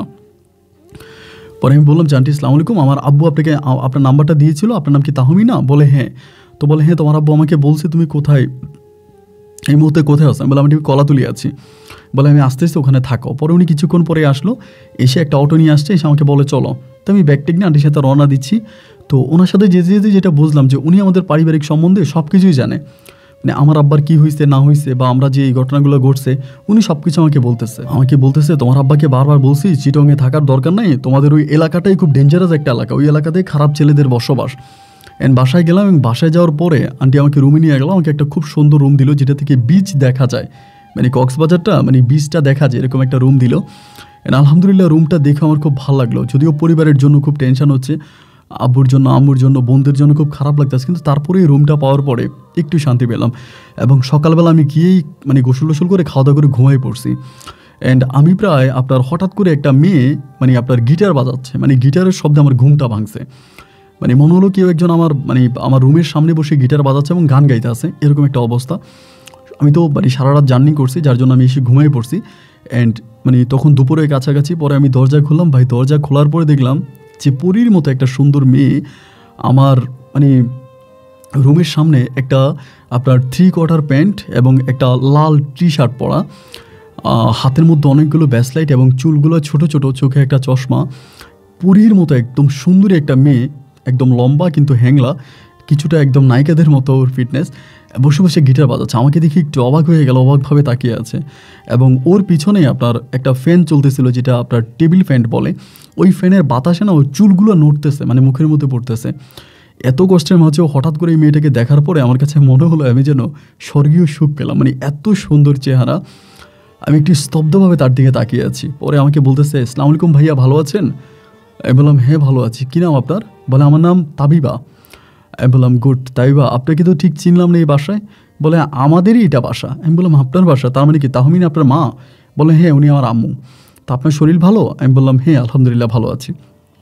আমি বললাম আপনার আম্মু কোথায়? বলে আম্মু তো অফিসে গেছে। আমি বললাম কী বলেন, আপনার আম্মু অফিসে চলে গেছে? আপনার আম্মু জব করে? বলে হ্যাঁ আম্মু জব করে। তাই বললাম যখন বাসায় আসলাম তখন তো আপনাকে দেখলাম না। বলে আমি তো ঘুমিয়েছিলাম। তো বলে যে আপনি খাওয়া দাওয়া করবেন, আমার আম্মু বলছে আপনাকে খাবার দেওয়ার জন্য আপনি ঘুম থেকে উঠলে। তো আমার কাছে তখন বিষয়টা জানি কেমন মনে হচ্ছিল যে এরকম পরিস্থিতির মধ্যে। তাই আমি বললাম যে ওকে ফাইন ঠিক আছে, হ্যাঁ খাওয়া দাওয়া করবো। তো আমাকে ও কাপড় চোপড় দিল, আমি বাথরুমে ঢুকে গোসল সম্পূর্ণ করে আসলাম এবং এসেই দেখি আমার জন্য মানে একদম পুরো টেবিল ভর্তি খাবার। খাওয়া দাওয়া করলাম, খাওয়া দাওয়া, এবং মেয়েটাও আমার সাথে দাঁড়িয়েছিল, আমাকে এটা ওইটাই মানে বেড়ে দিচ্ছিল আমাকে খুব ভালো। অ্যান্ড খাওয়া দাওয়া শেষ করে আমি তখন আব্বুরে ফোন দিলাম। আব্বুরে বললাম আব্বু আমারে বলো তোর কোনো সমস্যা নাই তুই এখানে? আমি বললাম আব্বার সমস্যা মানে আমি তো রাজকীয় হালে আছি, মানে বাসায় এতটা ভালো থাকতে পারিনি, এখানে যতটা ঠিক ভালো আছি। তা তোমাদের কথা বলো, তোমাদের কী অবস্থা? আব্বু আমারে বলে হ্যাঁ আমরা ঠিক আছে, আমাদের নিয়ে চিন্তা করিস না, কিছুদিনের মধ্যে তোর ওই আঙ্কেল আসবি ইতালি থেকে লন্ডন থেকে, এরপর উনি সব কিছু ঠিক করবে। এখন মোটামুটি পরিস্থিতি অনেকটা ঠান্ডা আছে, আগের মতো আর ছেলে ফেলেদেরকে বাসার সামনে মানে অস্ত্র শস্ত্র নিয়ে হাঁটতে দেখি না, মহড়া দিতে দেখি না, এখন মোটামুটি একটু ভালো আছে। তা তুই নিজের দিকে খেয়াল রাখিস, ঠিকমতো খাওয়া দাওয়া করিস। আমরা আপু ঠিক আছে, এই নিয়ে তুমি টেনশন করো না। অ্যান্ড আমি তখন খাওয়া দাওয়া করতেছি, এরপরে আমি বারান্দায় গিয়ে বসে আছি, অ্যান্ড মেয়েটা আমাকে ডাকতেছে, মানে খুব ক্লোজলি আর কি, আমাদের বাসায় মেহমান ওই হিসাবে। পরে আমি বললাম আপনি গিটার বাজাতে পারেন? বললাম না আমি কোনোদিন বাজাইনি। তো আমাকে তখন বলতেছে যে আপনি একটা ভালো গানের নাম বলেন, আমি ওই গানের সাথে আপনাকে গিটার বাজাবো। তো আমি একটা গান বললাম, মেয়েটা খুব সুন্দর, মানে কণ্ঠ এত সুন্দর, এত মিষ্টি কণ্ঠ, এই কণ্ঠ দিয়ে তখন ও গান গাইতেছে এবং গিটার বাজাচ্ছে, আমাকে শোনাচ্ছে। খুব ভালো লাগলো। বিকেলের দিকে আন্টি তখন বাসায় আসছে, আসার পরে আন্টি আমার জন্য আবার অনেক ফল টল নিয়ে আসছে, এটা ওটা নিয়ে আসছে। আমাকে বলে যে ইরফান তুমি এগুলো খাওয়া দাওয়া করো, মানে খাও, ফলগুলো কেটে খাও।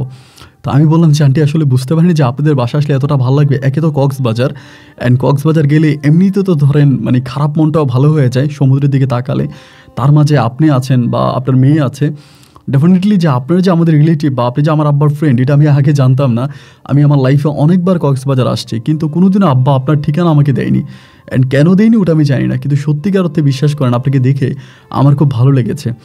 পরে বলে আচ্ছা বাবা ঠিক আছে, সমস্যা নাই, তুমি থাকো। অ্যান্ড দেখতে দেখতে সন্ধ্যা হয়ে গেল এবং তখন সূর্যটা ডুবে যাচ্ছিল, মানে পূবের আকাশে সূর্য ডুবে যাচ্ছে। আমার মানে তখন এত বেশি ভাল লাগতেছিল, আমি আসলে মানে মানে পশ্চিমে যখন সূর্য ডুবে যাচ্ছে মনে হচ্ছিলো যেন মানে আমার ভিতরটা জানি কেমন করে একটু উদাস, মানে একটু লাইক উদার উদার হয়ে গেল। আমি তখন মেয়েটা আমাকে বলতেছে, মানে তাবিবা বলতেছে যে কী ব্যাপার ভাইয়া, যাবেন নাকি বিচের পাড়ে? আমি বললাম যেতে তো ইচ্ছে করতেছে। পরে বলে তাইলে চলেন। তো ও তখন কী করলো, ওই 3/4 এবং গেঞ্জি পরা অবস্থায় একটা হাই হিল পরে আমার সাথে বিচের পাড়ে ঘুরতে গেল। দেখেন মানে বিচের পাড়ে যাওয়ার পরে আমার ভিতরটা এতটাই মানে ভালো লাগলো। এবং ওর তো আসলে অসম্ভব সুন্দরী ছিল। ও একটা সানগ্লাস পরে থাকে, সানগ্লাসের ফ্রেমটা হচ্ছে লাল, এবং যার জন্য ওর দিকে তাকালে আমার কাছে কেমন যিনি একটু রেড সিগন্যাল এরকমটা মনে হয়। ওর সাথে তখন আমি বিচের পাড়ে প্রায় রাত্র 8টা পর্যন্ত হাঁটলাম, এবং 8টার পরে আমি বললাম যে ঠিক আছে তাহলে বাসায় চলে যায়। পরে বাসায় আসলে আমি সে খাওয়া দাওয়া করলাম, অ্যান্ড খাওয়া দাওয়া সম্পন্ন করার পরে আমি তখন শুয়ে গেলাম। অ্যান্ড সকালে খুব ভোরে ভোরে আমাকে সে দরজা ধাক্কাইতে আসে মেয়েটা। আমি তখন দরজা খুললাম, দেখলাম তাবিবা। আমি ওকে বলি কী হয়েছে, এবং তাবিবের দিকে তাকিয়ে দেখলাম যে ও একটা হাফ প্যান্ট, ইভেন আপনার শু জুতা পরে আছে, কিছুটা জগিং করার মতো মানে এক্সারসাইজ করার মতো কোনো ড্রেস পরে আছে। আমাকে বলতেছে তাড়াতাড়ি উঠে আসেন। আমি বললাম যে উঠে আসবো কেন, কী হয়েছে? বলে তাড়াতাড়ি চলেন, আমরা আজকে হাঁটতে যাব। আমরা ব্যায়াম করবো না, আপনি বিচের পাড়ে হাঁটবেন না? আমি বললাম যে তখন কিন্তু মাত্র সবে মাত্র সকাল হচ্ছে। আমি বললাম ওকে ফাইন, ঠিক আছে যাওয়া যায়। দেন এরপর আমি তখন ওর সাথে বের হলাম, যদিও জগিং করার মতো ড্রেস আমার শরীরে ছিল না, ব্যায়াম করার মতো ড্রেস না। এরপর ওর সাথে আমি বিচের পাড়ে দৌড়াচ্ছি। এই মুহূর্তটা আসলে জীবনে কখনো ভোলা যাবে না। আমাদের প্রত্যেকেরই জীবনে এমন কিছু মুহূর্ত আসে যে মুহূর্তগুলো কখনো চাইলেও ভোলা যায় না। স্বর্ণালী অক্ষরে লেখা থাকে মনের মণিকোঠে এই কথাগুলো। আমি যখন বিচের পাড়ে এই তাবিবার সাথে দৌড়াচ্ছিলাম, আমি বারবার ওর দিকে তাকাচ্ছিলাম। আমার কাছে মনে হচ্ছিল এমন একটা মেয়েকে বিয়ে করে যদি তার সাথে জীবনের বাকি সময়টা কাটাতে পারতাম। সকালবেলা যে তার ভিজা চুল দিয়ে আমার ঘুম ভাঙাই দিবে, এরপরে দুজনে একসাথে ব্যায়াম করতে বের হব। এই মুহূর্তটা আসলেই ভোলার মতো না। ওর সাথে কক্সবাজারের সমুদ্রের পাড়ে আমি যখন জগিং করতেছিলাম, দৌড়াচ্ছিলাম, এমনই স্বর্গীয় সুখ আমি আমার মনের ভিতরেও অনুভব করতে থাকি। একটা পর্যায়ে সূর্য মামা উকি দিল, এবং সূর্যকে দেখার পরে ও আর আমি তখন বাসায় আসলাম। ও গোসল সম্পূর্ণ করলো, এবং এরপরে আমাকে বললো আপনি গোসল করে আসেন। আমি গোসল করে দুজনেই নাস্তা করতে বসলাম। নাস্তা সম্পূর্ণ করে ও আর আমি অনেকক্ষণ আড্ডাবাজি করলাম। আমাকে বললো চলেন আমাদের কলেজে আপনাকে নিয়ে যাবো। তাই আমি বললাম আসলে আমার কোনো ইচ্ছা নাই। বলে না না না চলেন না প্লিজ। পরে ওর সাথে আমি ওর কলেজে গেলাম, এবং কলেজে যাওয়ার পরে কলেজেও না প্রচুর মজা করলাম, মানে অনেক হাঁটলাম। এবং ওর প্রচুর ফ্রেন্ড আছে, মানে কক্সবাজারের ছেলে মেয়েগুলো আসলেই সত্যি অসম্ভব ভালো।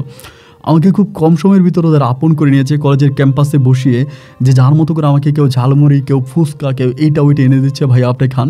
মানে আমার প্রতি তাদের আন্তরিকতা দেখে আমার বুকটা আনন্দে ভরে গেল। সত্যি এমন মানুষ এই দুনিয়াতে খুঁজে পাওয়া অনেক কষ্টকর। তাবিবার সাথে আমি দুপুর পর্যন্ত ছিলাম। দুপুরের পরে আমি আর তাবিবা, ও কিন্তু ক্লাস করে না, জাস্ট ক্যাম্পাসে আড্ডা মারছে। এরপর আবার বাসায় আসি। এরকম করে তাবিবার সাথে আমার প্রায় অনেকগুলো দিন কেটে যায়। ইচ্ছায় হোক বা অনিচ্ছায় হোক, জেনে করি বা বুঝে করি, আমি তাবিবার প্রতি কেমন জানি অনেকটা দুর্বল হয়ে পড়ি। আমি ওকে বারবার শুধু একটা প্রশ্ন করি, তুমি কাউকে ভালোবাসছিলা? কেউ কি তোমার জীবন আসছিল? কেউ কি তোমাকে প্রপোজ দিয়েছিল? আমাকে তখন বারবার একটা কথাই বলতে চাই, অনেকেই তো আমাকে ভালোবাসে, অনেকের কাছ থেকে আমি প্রেমের প্রপোজাল পেয়েছি, কিন্তু দেখা যায় যে কাউকেই আমি আসলে মন থেকে ওভাবে ভালোবাসতে পারি নাই। কারোর প্রতি না আমার ভালোবাসা আসে না। এবং ভালোবাসা জিনিস কথাটা শুনলেই না আমার কাছে কেমন জানি মনে হয় যে ভালোবাসা মানেই ধোঁকা, অথবা দেহের একটা চাহিদা, মানে শারীরিক চাহিদা, এরকমটাই মনে হয়।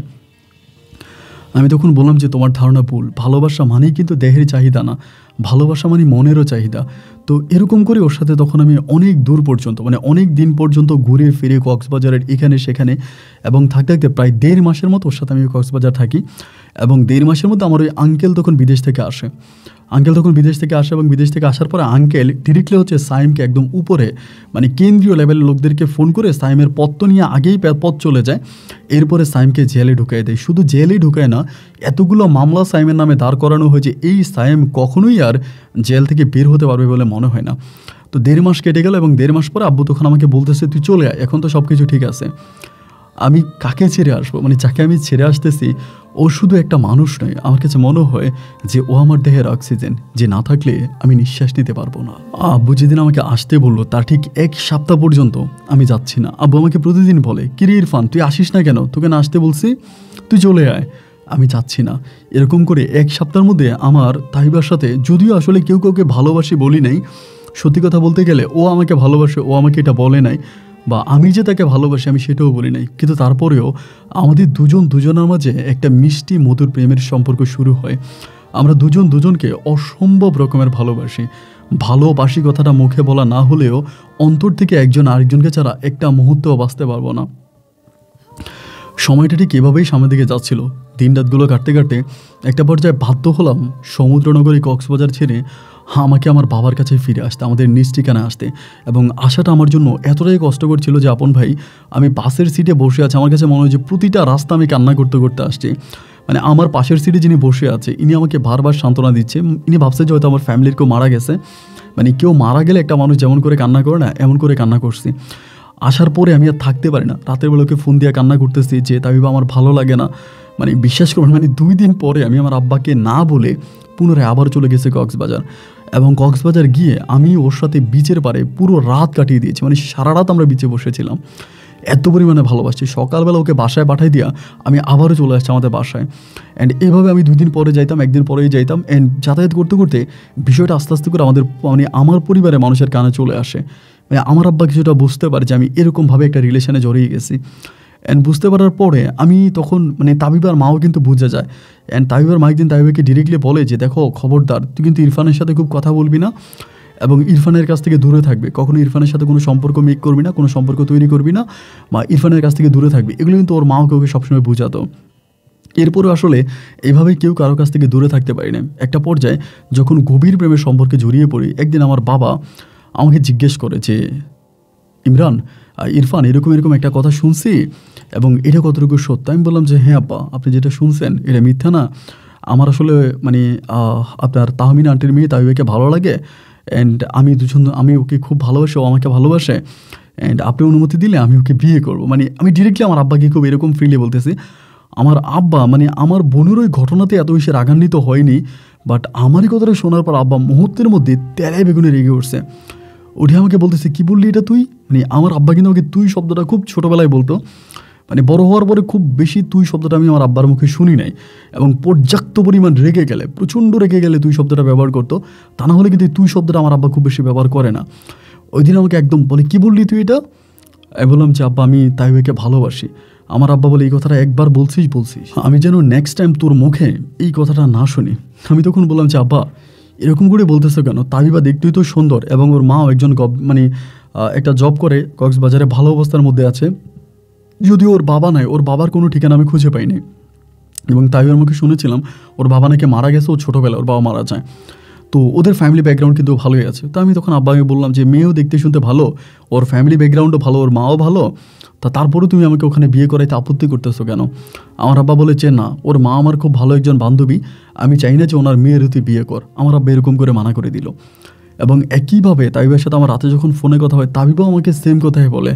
ও আমাকে বলে ওর মা নাকি ওকে বলছে যে মানে প্রয়োজনে কেটে কক্সবাজারের সমুদ্রে বাসাই দিবে, মানে হাঙরকেই খাওয়াবে, তারপরেও কোনো দিন আমার কাছে ওকে বিয়ে দেবে না।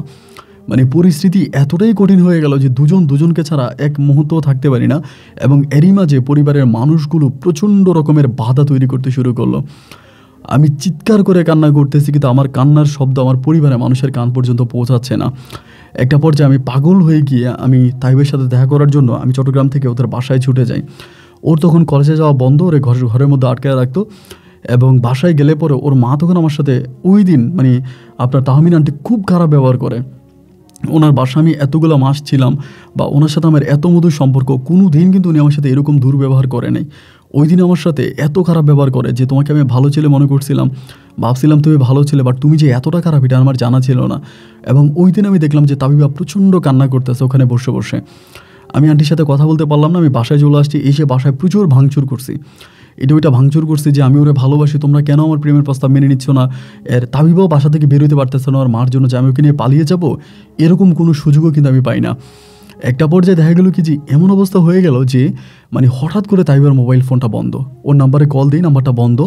আমি নাম্বারে আর লাইন পাই না, এবং নাম্বারে লাইন না পাওয়ার পরে আমার বাসায় তখন আমাকে আটকায় ফেলে, আমার আব্বা আমাকে বাসায় আটকায় ফেলে এবং এদিক দিয়ে আমার কাছ থেকে ফোনটা নিয়ে যায়। আর এরই মাঝে আমি তাবিবের সাথে কোনো কন্ট্রাক্ট রাখতে পারিনি। এর কয়েকদিন আগ থেকে তাবিবের মোবাইল ফোনটা বন্ধ। বাসার মধ্যে আমাকে জিম্মি করে রাখে 1 দিন 2 দিন না ভাই, দীর্ঘ 4টা মাস। এই 4 মাস আমাকে একটা রুমের মধ্যে আমার আব্বা আটকায় রাখে। মানে আমাকে এরকম অবস্থা করে আমার শরীরে ইঞ্জেকশন পর্যন্ত ফোর্স করে, মানে আমাকে ইঞ্জেকশন দিয়ে ঘুম পাড়ায় রাখতো। মানে এমন একটা অবস্থা, মানে আমার শরীরে আমি কোনো শক্তি পাইতাম না। আমার মা প্রচণ্ড কান্না করতো যে কেন, আমার আম্মা কিন্তু সম্পর্কটা মেনে নিছে। আমার আম্মা বলে যেহেতু ও ভালোবাসো কি বিয়ে করাই দিই। আমার আব্বু বলে বিয়ে যদি করাইতে হয় তাহলে অন্য কোথাও বিয়ে করাও। আরে আমরা অন্য কোথাও বিয়ে করাই দিব, কিন্তু কখনোই এখানে বিয়ে করাবো না। আমার আম্মুর প্রশ্ন হচ্ছে কেন বিয়ে করাবো না, আমার ছেলে পছন্দ করে, আমার ছেলে মেয়েকে পছন্দ করে, তাই আমি অন্য কোথাও কেন বিয়ে করাবো। কিন্তু আমার আব্বুর কথা হচ্ছে যে না, আব্বু কোনোভাবে আমাকে তাবিবাকে বিয়ে করাবে না, করাবেই না। আব্বু ডিরেক্টলি কথা, আমি এই মেয়েকে বিয়ে করাবো না। ইভেন আমার আব্বা এটা পর্যন্ত আমার আম্মাকে বলে এই মেয়ে ভালো না, এই মেয়ের চরিত্র ভালো না, এই মেয়ে বিভিন্ন জায়গায় এটা করছে ওইটা করছে। মানে তাবিবার নামে আমার আব্বা অনেক মিথ্যা কথা বলে আমার আম্মার কাছে। এগুলো শুনে আমার খুব খারাপ লাগে, কারণ ওকে তো আমি ভালোবাসি, আমার ভালোবাসার মানুষ। আর আমার ভালোবাসার মানুষকে নিয়ে এরকম বাজে কুরুচিপূর্ণ কথা আমার বাবা কেন বলবে। এরপরেও এই কথাগুলো আমি শুনে যাচ্ছি, সহ্য করে যাচ্ছি, নিজের মনকে সান্ত্বনা দিয়ে যাচ্ছি, তো নিজেরই তো বাবা, আমি আর কোনো কিছু বললাম না। এমন করেই সময়গুলো সামনে দিয়ে কাটতেছে। প্রায় 4 মাস পরে আমার অবস্থা তখন খুব খারাপ হয়ে যায়, মানে অনেক খারাপ হয়ে যায়। আমাকে তখন চট্টগ্রাম মেডিকেলে ভর্তি করা হয়। আমি চট্টগ্রাম মেডিকেলেও প্রায় 1 মাসের মতো ভর্তি ছিলাম। মানে আমাকে ইঞ্জেকশন দিতে দিতে আমার ভিতরে সব কিছুকে মেরে ফেলে। 1 মাস পরে আমি আস্তে আস্তে করে সুস্থ হয়ে বাসায় আসি, এবং বাসায় আসার পরে আমি তাইবার নাম্বারে তখনও ট্রাই করি, নাম্বার বন্ধ, ওর সাথে কোনো যোগাযোগ করতে পারি না। একদিন বাসা থেকে মানে পালায়ে চলে আসি, আব্বুর কাছ থেকে পালায়ে চলে আসি। বাড়ি থেকে পালে আমি তাইবাদের বাসায় যাই। বাসায় গিয়ে দেখতে ওদের বাসায় তালা মারা। বাড়িওয়ালাকে জিজ্ঞেস করলাম, বাড়িওয়ালা বললো যে মানে ওনারা তো গ্রামে গেছে, এটা বলে। তো গ্রামের বাড়ি কোথায় এটা তো আমি জানি না। পরে অনেক কষ্টে গ্রামের বাড়ি ঠিক খোঁজ করতেছি, তা পাই না। 3 দিন পর্যন্ত আমি ওদের বাসার সামনে মানে প্রতিদিন ঘুরতাম, বাসার সামনে যাইতাম, আন্টি নাই, আবার চলে আসতাম, আবার যেতাম। 3 দিন পরে দেখতে পারি আন্টি তার কাজের মেয়ে সব বাসায় আসছে, একটা কাজের মেয়ের সাথে আছে। তখন মানে আমাকে দেখে উনি চিনতেই পারে না। আমি বললাম যে আন্টি আমি তো ইরফান। পরে আমাকে বলে মানে নাম বলার পরে বলে এখানে কেন আসছো। তাই আমি বললাম আন্টি আমি একটু তাবিবাকে দেখতে আসছি। তাবিবা কোথায়? বলে তাবিবা বাসায় নেয়, তাবিবা মরে গেছে। আমি এটা আপনি কী বললেন, তাবিবা মরে গেছে? মানে বলে হ্যাঁ মরে গেছে, তুমি প্লিজ তাবিবাকে খুঁজতে আইসো না তো। ভাই একটা সপ্তাহ আমি এই বাসার মধ্যে মানে ওনার বাড়ির সামনে ঘুরে ফেরাই, ওনার বাড়ির সামনে ঘুরি। 1 সপ্তাহ পর্যন্ত আমি তাইবের কোনো সন্ধান পাইনি। 1 সপ্তাহ পরে আমি আবারও পুনরায় চট্টগ্রামে ফিরে আসি। এসে আমার আব্বারে বলি যে আব্বা আমি তাইবাকে ছাড়া বাঁচবো না। আব্বার হাতে পায়ে ধরে কান্না করি। আমার আব্বা এবার আমাকে বলে যে আমি ডিরেক্টলি তোকে মেরে ফেলবো। এরই মাঝে আমার যে ছোটো বোন ইতিরও আমরা অন্য কোথাও বিয়ে দিয়ে দিই, এবং আমার যে আরেকটা ছোটো বোন আছে ওইটাকেও আমরা বিয়ে দিই। আমার 2 বোনের বিয়ে হয়ে যায় ওই সময়। আমার অবস্থা তখন এতটাই নাজেহাল হয়ে যায়, আমি তখন একরকম নেশা করতে শুরু করি। তো আমার সাথে যারা বন্ধুবান্ধবরা পড়াশোনা করতো, আমার তো কিছু ফ্রেন্ড ছিল, ওরা তখন আমারে বললো যে দোস্ত তুই এভাবেই নিজেরে শেষ করে দিচ্ছিস কেন, তুই ওই তাবিবার মা তাহমিনারে ধর, এবং তাহমিনারে ধরলেই তুই তাবিবার ঠিকানা পাবি। একদিন আমার কক্সবাজারে কয়েকটা ফ্রেন্ড এবং আমার বন্ধুর কয়েকটা ফ্রেন্ড একদিন সকালবেলা বিয়ে তাবিবার বাসায় উঠছি, মানে তাবিবার মায়ের বাসায় উঠছি, এবং উঠার পর আন্টি তখন রওনা দিচ্ছে অফিসে যাবে। আমরা বাসায় ঢুকেই দরজা লাগাই দিছি। পর আন্টি বলতেছে কী ব্যাপার ইরফান, তুমি কি এখানে সন্ত্রাসী করতে আসছো? আমি বললাম আন্টি তাবিবা কোথায় বলেন। উনি বলে তাবিবা নাই। আমি বললাম আপনার ফোনটা দেন। ওনার মোবাইল ফোনটা নিয়েছি এবং জোর করে ফোনের পাসওয়ার্ড দিয়ে ফোনটা করলাম। খোলার পরে ফোনের মধ্যে তাবিবার কোনো নাম্বার পেলাম না। তো আমার টার্গেট হচ্ছে তাবিবা তো ওনাকে একটা না একটা সময় ফোন দেবে, যেহেতু এটা ওনার মেয়ে। এবং সারাটা দিন আমরা ঘরের মধ্যে আটকায় রাখছি, এবং রাত্রে পর্যন্ত আটকায় রাখছি। রাত্রে প্রায় 10টার দিকে ওনার নাম্বারে একটা কল আসে, মানে ইমুতে একটা কল আসে। দেখেন উনি কত চালাক ছিল, মানে ইমুতে একটা কল আসে, এটা অন্য নাম দিয়ে, মানে ওনার ভাই দিয়ে নাম্বারটা সেভ করা, মানে ফোনে নাম্বারটা ভাই দিয়ে সেভ করা, কিন্তু এই নাম্বারটা একটা ইতালিয়ান নাম্বার, মানে ইতালিয়ান একটা নাম্বার সেভ করা। ওই নাম্বার থেকে ইমুতে কল আসে, উনি কোনো রিসিভ করে না। আমি বললাম কল রিসিভ করে উনি করে না। পরে আমি কল রিসিভ করে যখন লাউড স্পিক দিচ্ছি, আমি তখন শুনতে পাই ওটা তাবিবা, এবং তাবিবা বলে আম্মু কেমন আছো, আম্মু ভালো আছো, এরকম করে বলে। আমি তখন লাইনটা কেটে দিলাম, কেটে ওর নাম্বারটা ওখান থেকে নিলাম, নিয়ে আমি বললাম আন্টি আমি আসলে তাবিবার নাম্বারের জন্য আসছি, আমি আপনাকে টর্চার করতে আসি নাই, আমি তাবিবার নাম্বারটা নিয়েছি, তো আমি ওর সাথে কথা বলবো। এই বলে বাসা থেকে বের হওয়া মাত্রই মানে আন্টি সমত আমার আব্বাকে ফোন করে বলে দিছে। আব্বু আমাকে ফোন করে প্রচণ্ড রকমের গালাগালি করতেছে যে তোরে আমি এই করবো সেই করবো, আর তুই আমার চিনোস না আমি কতটা খারাপ হতে পারি, তুই এত খারাপ কীভাবে হলি যে আন্টি তোকে রাখলো, খাওয়াইলো, নিজের সন্তানের মতো আদর করলো, তুই তারে তোর বন্ধুবান্ধব নিয়ে হেনস্থা করলি। মানে আব্বু যা বলতেছে এগুলো বলার মতো না। আচ্ছা ঠিক আছে, আমি আব্বুর কথা মেনে নিলাম, আব্বু যেটা বলার আব্বু বলুক। অ্যান্ড একটা পর্যায়ে আমি তখন ওই রাতে তাইবা নাম্বারটা সেভ করে ওরে ফোন দিলাম, মানে প্রথমে ইমোতে ফোন দিছে, ও রিসিভ করছে। আমি বললাম তাইবা আমি ইরফান, তুমি ফোনটা কাইটো না, তোমার কাছে অনুরোধ ফোনটা কাইটো না। ও আমাকে তখন বলতেছে এত মাস পরে তুমি আমাকে কেন ফোন দিছো, এরকম করে বলতেছে। আমি বললাম যে দেখো আমি তোমাকে ফোন করছি যে কারণে ফোন করছি, আসলে তুমি না আমাকে খুব বেশি ঠকাইছো, আমার সাথে এই বেমানিটা কেন করলা, তুমি আমার সাথে এই ভালোবাসার অভিনয়টা কেন করলা, তুমি আমাকে ভালোবাসা আমার সাথে মানে এত কিছু করার পরে আমাদের মাঝে কি হয় নাই, কি বাকি আছে, এত কিছু হওয়ার পরেও তুমি কিভাবে পারলা তুমি ইতালি চলে যেতে, এবং তুমি শুনলাম নি তোমার আম্মা বলে তুমি নাকি ইতালিতে বিয়েও করছো। মানে এগুলো কিন্তু আমি ওকে ইচ্ছা করে মানে মুখ বান্ধিয়ে বলতেছি আর কি, আমার মা কিন্তু আমাকে এরকম কিছু বলে নাই। ভাই জানেন ও নিজে আমাকে আবার বলতেছে যে হ্যাঁ আমি তো বিয়ে করছি এবং ইতালিয়ান ছেলে বিয়ে করছো, আমাকে ইতালি নিয়ে আসছে।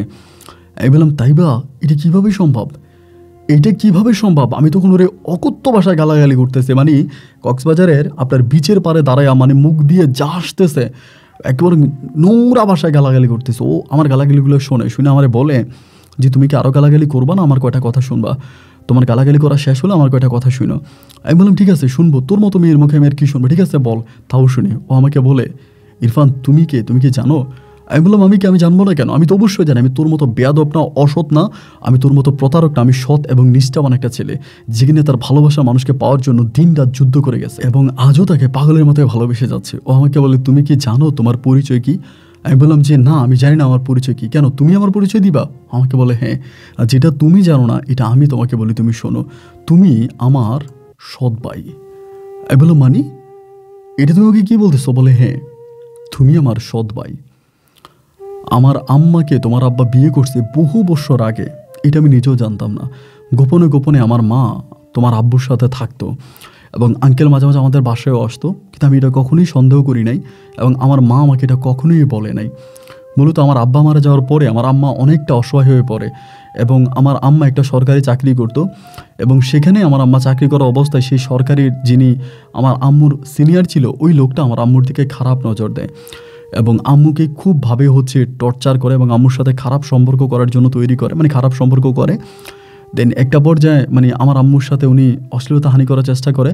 তোমার আব্বু তখন আমার আম্মুকে হেল্প করে, তোমার আব্বু তখন কক্সবাজার ডিভিশনে ছিল, তো তিনি তখন আমার আম্মুকে হেল্প করে এবং একটা পর্যায়ে আমার আম্মুর সুখে দুঃখের সাথে তিনি হয় এবং আমার আম্মুর যেহেতু খুব কম বয়সে আমার আব্বাকে হারাইছে, আমিও তখন মোটামুটি প্রায় অনেকটাই ছোটো, ওই মুহূর্তে আমার আম্মু তখন কি করে তোমার আব্বুকে বিয়ে করে। আর আমার আব্বু মারা যাওয়ার পরে আমার আম্মু কিছু ইনজেকশন ব্যবহার করে এবং এগুলো রাগ করে আমার আব্বুর সাথে কি নাকি আমি জানি না, আমার আব্বু আসলে মারা গেছে না কি হয়েছে আমি জানি না, কিন্তু আমার আম্মু আমার আব্বুর সম্বন্ধে আমাকে কোনোদিন কোনো কিছু বলে নাই। দেন একটা পর্যায়ে সব কিছু ঠিকঠাক হয় আমার মানে আমি তোমার কি বলবো, আমার আম্মুর সাথে তোমার আব্বু থাকতো, কিন্তু আমার আম্মু কখনো বেবি নিত না, বেবি আসলে নিত না বেবি হয়তো না এটা আমি জানি না, কিন্তু ওই সম্পর্কটা তোমার আম্মু মানে আমার আম্মু এবং তোমার আব্বু দুজনে হাইড করতো। তো যখনই তোমার সাথে আমার এরকম একটা ঘটনা ঘটে অ্যান্ড আমার আম্মু তখন আমাকে আলাদা করে ডাক দিয়ে নিয়ে দরজা বন্ধ করে আমাকে সব কিছু বলে এবং এই পর্যায়ে আমি কী করতে পারবো বলো, আমি কি আমার সৎ ভাইকে বিয়ে করতে পারি? আমি তখন বললাম হাই রে পাগল, ভালোবাসা ভাঙার জন্য পৃথিবীতে অনেক মানুষ আছে, কিন্তু ভালোবাসা গড়ে দেওয়ার জন্য পৃথিবীতে একটা মানুষও খুঁজে পাওয়া যাবে না। তোমাকে তোমার আম্মা মিথ্যে বলেছে, তোমাকে তোমার আম্মা ধোঁকা দিয়েছে, তোমার সাথে তোমার আম্মা প্রতারণা করেছে। আমার আব্বাকে আমি খুব ভালো করে চিনি, আমার আব্বা জীবনে কখনো কোনো দিন এই ধরনের কাজ করবে না, আমার আব্বা এই ধরনের মানুষই না। তুমি কি করে পারলে এরকম কথা বলতে? আমাকে তখন বলে বাহ তুমি আমার কথা বিশ্বাস করলে না, তো ঠিক আছে তাহলে তুমি তোমার ইমোটা খোলা রাখো, বাট আমি তোমাকে অনুরোধ করতেছি তুমি এটা কাউকে বললো না। আমি বললাম না না না আমি কাউকে বলবো না। পরে বলে আমি তোমাকে ইমোতে কটা ছবি পাঠাই, তুমি ছবিগুলো দেখো। পরে ইমোতেও আমাকে ছবি পাঠায়, আমি দেখে অবাক হয়ে যাই, এটা হচ্ছে আমার আব্বার কাবিনের ছবি, বহু বছর আগে আমার আব্বা বিয়ে করছে। আমি বললাম কাবিনের পেপারগুলো ভুয়া, ও আমাকে বলে ঠিক আছে তুমি চেক করো এবং চেক করে আমাকে জানাও। আমি কাবিনের পেপারগুলো যখন চেক করি ভাই, আমি দেখতে পাই কাবিনের পেপারগুলো রিয়েল, আমার আব্বার সত্যি ওকে মানে ওনাকে বিয়ে করে। এবং আমি তখন বলি যে তাই বা যাই হোক, কিন্তু আমার আব্বার থেকে তো তুমি দুনিয়াতে আসো নাই, আমার আব্বার মেয়ে তো তুমিই না, তুমি তো অন্য কারো মেয়ে, আর আমি তোমাকে কেন বিয়ে করতে পারবো না? ও তখন বলে এটা হতে পারে না, আমি এটা কখনোই মানতে পারবো না যে আমার আম্মা তোমার আব্বুর সাথে শুইবে আর আমি তোমার সাথে শুব, এটা আমার দ্বারা সম্ভব না।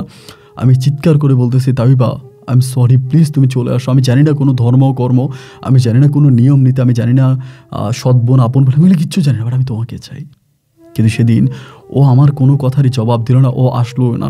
তখন আমি বুঝতে পারলাম যে কেন আমার বাবা তাবিবে এত সুন্দর হওয়ার পরেও তাবিবেকে আমাকে বিয়ে করাতে রাজি হলো না।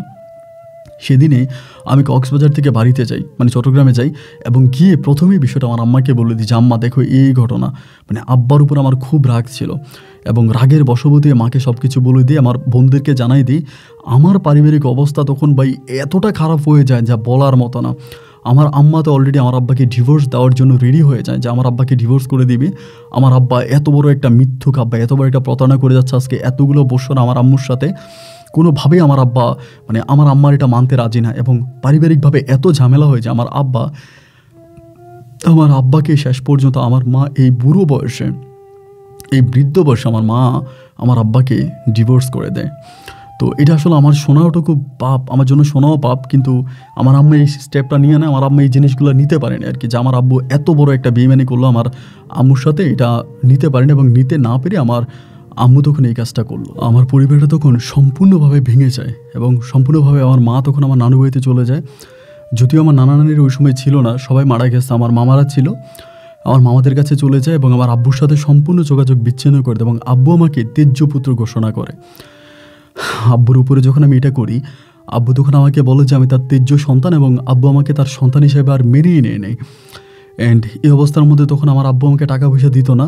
আমার মা চলে গেছে আমার নানু বাড়িতে, আমি বাসায় ঢুকতে পারতাম না, আমি বাইরে বাইরে থাকতাম। মানে আমার অবস্থা তখন এরকম হয়েছে যে আমি ভাই মানে সম্পূর্ণ খারাপ হয়ে গেছে। মানে খারাপ বলতে আমি এমন একটা পরিবারের সন্তান হওয়ার পরেও আমি চিন্তাই শুরু করে দিই, রাস্তার মধ্যে ডাকাতি শুরু করে দিই, যত ধরনের খারাপ কাজ আছে এই সব কাজের সাথে আমি তখন জড়িয়ে পড়ি এবং বিভিন্ন টেন্ডারবাজি থেকে শুরু করে ওই যে আমি যে সাইমের কথা বলেছিলাম যে আমার বোনকে নিয়ে ইতিকে নিয়ে সাইম যা করেছিল সেম কাজগুলো আমি তখন করতাম চট্টগ্রামে। সেম কাজগুলো, টেন্ডারবাজি, খারাপ কাজ করা, চিন্তাই করা, ডাকাতি করা, নেশা করা, এই সমস্ত কাজের সাথে আমি জড়িয়ে পড়ি। 1 বছর 2 বছর নয়, প্রায় আপনার 5 বছরের মতো আমি এই ধরনের খারাপ কাজের সাথে থাকি এবং এই 5 বছরে আমার বাবা আর আমার মাকে মেনে নেয় নাই, আমার মা আর আমার বাবার কাছে আসে নাই। আমার বোনদের যেখানে বিয়ে হয়েছে তারা ওখানেই আছে এবং আর এদিক দিয়ে আমিও তাহমিনা আন্টির সাথে কোনো যোগাযোগ করি নাই। কিন্তু মাঝে মাঝে আমি খোঁজ খবর নিতাম যে তাবিবা দেশে আসছে কিনা বা তাবিবা দেশে আছে কিনা। আর আমিও টাকা ম্যানেজ করতেছি যে আমি ইতালিতে যাবো, আমি ওকে খুঁজবো, এরকম একটা টার্গেটে। অ্যান্ড একটা পর্যায়ে প্রায় আপনার 2023-এর জানুয়ারি কি ফেব্রুয়ারির দিকে আমি খবর পাই যে তাবিবা দেশে আসছে, ও সন্তানদেরকে নিয়ে, হাজব্যান্ডকে নিয়ে দেশে আসছে, এরকম একটা খবর পাই। এবং ওই সময় কিন্তু আমি মোটামুটি খুব বড় একটা লিঙ্ক তৈরি করে ফেলি, চট্টগ্রাম, কক্সবাজার, মানে সব জায়গায় আমার তখন আমি মাদক সাপ্লাই করি, যেটা সত্য কথা। বাস্তবতার খাতিরে বলতে হচ্ছে যে আমি এই ধরনের কাজগুলো করি, এই জন্য দেখা যায় যে সব জায়গায় আমার লিঙ্ক ছিল। অ্যান্ড একটা পর্যায়ে তখন আমি 2023 সালে ওই সময় যখন জানতে পারি যে তাইবা দেশে আসছে, আমি আর কোনো লেট করি নাই, ওর হাজব্যান্ডের সামনে থেকে, ওর সন্তানদের সামনে থেকে আমি ওকে ওখানে কিডন্যাপ করে নিয়ে আসি। ওর তখন 2টা মেয়ে হয়, 2টা মেয়ের সামনে থেকে আমি ওকে কিডন্যাপ করে নিয়ে আসি, মানে ও জায়গাতে, ওদের বাসা থেকে। এবং আমি ডিরেক্টলি ওকে বাসা থেকে কিডন্যাপ করে আনি এবং আনার পর ওর মা তখন মামলা করে, এই করে সেই করে, এসব করে তো আসলে কোনো লাভ নাই, কারণ আমার লিঙ্ক তখন খুব উপরে ছিল। আইনা চট্টগ্রামে ওরে লুকিয়ে রাখি এবং আস্তে আস্তে করে খবর নিতে থাকি। তার যে 2টা মেয়ে আছে, মেয়ে 2টা প্রচণ্ড রকমের কান্নাকাটি করে, মানে ওর জন্য, এবং ও ওর মেয়ের জন্য থাকতে পারে না, মানে প্রচণ্ড কান্নাকাটি করে। একটা পর্যায়ে ওরে আনার প্রায় 15 দিনের মাথায় ওর যে ছোটো 2টা মেয়ে ছিল, ওই 2টা মেয়েরও আমি মানে যে কোনোভাবে হোক নিয়ে আসি কক্সবাজার থেকে, ওর হাজব্যান্ডের কাছে থেকে নিয়ে আসি, কারণ আমার ওরকম পাওয়ার ছিল। হাজব্যান্ডের কাছ থেকে মেয়েগুলোকে নিয়ে আসি এবং আনার পরে ওই মেয়েগুলোকে আমি ওর কাছে দিই। তা ওর কাছে দেওয়ার পরে দেখেন আমিও ওরে ঘরের মধ্যে আটকায় রাখছি, কিন্তু মেয়েগুলোকে তো আমার আটকায় রাখা সম্ভব না। এই মেয়েরা কখন আবার তার বাবার কাছে চলে যায় বা কখন ঠিকানা দিয়ে দেয়। আর ওর বাবা তো এমনিতে অনেকগুলো মামলা সামলা করে রাখছে, অনেকগুলো মামলা টামলা বিভিন্নভাবে আমাকে দিয়ে রাখছে, আমি কোনোভাবেই সরতে পারি না। এরপরেও রাজনীতির সত্য ছায়া ছিল, মানে রাজনীতির ছায়ার কারণে ওরকমভাবে একটা বিপদে পড়ি নেই। একটা পর্যায়ে দেখা গেল যে শেষ পর্যন্ত এরকম হয়েছে যে আমি মেয়েগুলোকে আবারও ওর বাবার কাছে দিয়ে চলে আসছে, কারণ এখানে মেয়েগুলোকে রাখা সম্ভব না। এবং তাবিবাও ঘরের মধ্যে বসে কান্নাকাটি, প্রচণ্ড রকমের কান্নাকাটি। আমি আসলে ওর সাথে যেটা স্বামী স্ত্রীর সম্পর্ক আমার হতো বা আমি যেটা করতাম, এটা আসলেই জোর জবরদস্তি করে করতাম। আমি ওকে বিয়ে করছি, ওকে আমি জোর করে কবুল বলাইছি, আসলে কবুল বলতে চাই নাই, মানে ওর মাথায় আমি পিস্তল ঠেকাইছি, তুই কবুল বল, ও কবুল বলে না। আমি বলছি তাহলে আমি নিজের মাথায় নিজে গুলি করবো, এরপরে ও কবুল বলছে। তো এরপরে ভাই এই রিসেন্ট কয়েক মাস আগে সরকার পতন হয় এবং সরকার পতন হলে পরে আমি খুব বিপদে পড়ে যাই, যেহেতু আমি রাজনীতির একটা দলের সাথে জড়িত ছিলাম। সরকার পতনের পরে আমি তখন একরকম ওকে নিয়ে পালায়া যাই, মানে আমি চট্টগ্রাম থেকে অন্য একটা জেলায় চলে যাই। তো বর্তমানে তাইবার অবস্থাটা এরকম হয়েছে যে ও আসলে মানে মানসিকভাবে মানে মানসিক রোগী হয়ে গেছে, এবং আমার কাছে এখন কেন জানি মানে এই সময়টাতে এসে কেন জানি নিজেকে অনেক বেশি অপরাধী মনে হচ্ছে। মানে আমি জানি না যে কেন এই মুহূর্তে আমার নিজেকে অনেক বেশি দোষী মনে হচ্ছে আমি মনে হয় ভালোবেসে তাইবের উপরে আসলেই ভালোবাসার নামে অত্যাচার করে যাচ্ছি। এবং আমরা যে বিল্ডিংয়ে থাকি ওই বিল্ডিংয়ে যে বাড়িওয়ালা আছে, বাড়িওয়ালার যিনি ওয়াইফ আছে, আমি ওনাকে হামিদা আন্টি বলি, আমার ওই হামিদা আন্টি ভাই আপনার গল্পগুলো শোনে। তো হামিদা আন্টি আমার এই গল্পগুলো জানে বা উনি আমার সব কিছু বুঝে, এবং উনি বুঝে শুনে একদিন আমাকে বললো যে একটা ছেলে আছে নাম হচ্ছে আপন, এই ছেলেটা মানুষের জীবনের গল্প প্রচার করে এবং বিভিন্ন ধরনের মানুষ বিপদে পড়লে বা জীবনের সঠিক সিদ্ধান্ত নিতে না পারলে ও সিদ্ধান্ত নেওয়ার মতো কিছু বলে বা ও একটা পরামর্শ দেয়। তো তুমি তোমার এই প্রবলেমগুলো ওর সাথে যোগাযোগ করতে পারো। পরে ওই আন্টির কাছ থেকে আমি আপনার ইমো নাম্বারটা নিয়ে ইমোতে যোগাযোগ করতে পারিনি, দেন হচ্ছে আমি আপনাকে ইমেল করলাম। এখন আপন ভাই যদি পারেন আমার সাথে একটু যোগাযোগ করবেন। বা আমি কিন্তু তাইবাকে অনেক ভালোবাসি। কেউ আমাকে বলে তাইবা হয়তো আরও কিছুদিন থাকলে বা আমার নিজের বেবি হলে হয়তো ঠিক হয়ে যাবে। আমার কিন্তু এখনও কোনো বাচ্চা কাচ্চা হয়নি, কেন হয়নি আল্লাহই ভালো জানে। আমি ওকে নিজে নষ্ট করে ফেলে নাকি সেটাও বুঝি না। আর আমি ওকে এখনও ঘরের মধ্যে আটকায় রাখি, বন্দি করে রাখি। তো এখন মেন কথা হচ্ছে আমার কাছে মনে হয় যে ও হয়তো আরও কিছুদিন থাকলে ঠিক হয়ে যাবে। আবার মনে হয় যে আমি ওর উপরে টর্চার করতেছি। কেউ বলে ওকে ছেড়ে দেওয়ার জন্য, কেউ বলে বাচ্চা নিলে ঠিক হয়ে যাবে। ঠিক এই মুহূর্তে আমি কি করব বুঝতে পারতেছি না, যার জন্য আপনার কাছে আমার এই কথাগুলো বলা। আমি আপনার কাছে অনুরোধ করবো আপন ভাই, আমি আপনার কোনো সাবস্ক্রাইবার না, আমি আপনার গল্প শুনি না, কিন্তু আন্টির কাছ থেকে আপনার ইমেলটা নিলাম এবং আপনার কাছে অনুরোধ রইল যে আপনি আমাকে একটা সঠিক পরামর্শ দিবেন যে এই মুহূর্তে আমি ঠিক কী করতে পারি। ভালো থাকবেন আপন ভাই, আসসালামু আলাইকুম।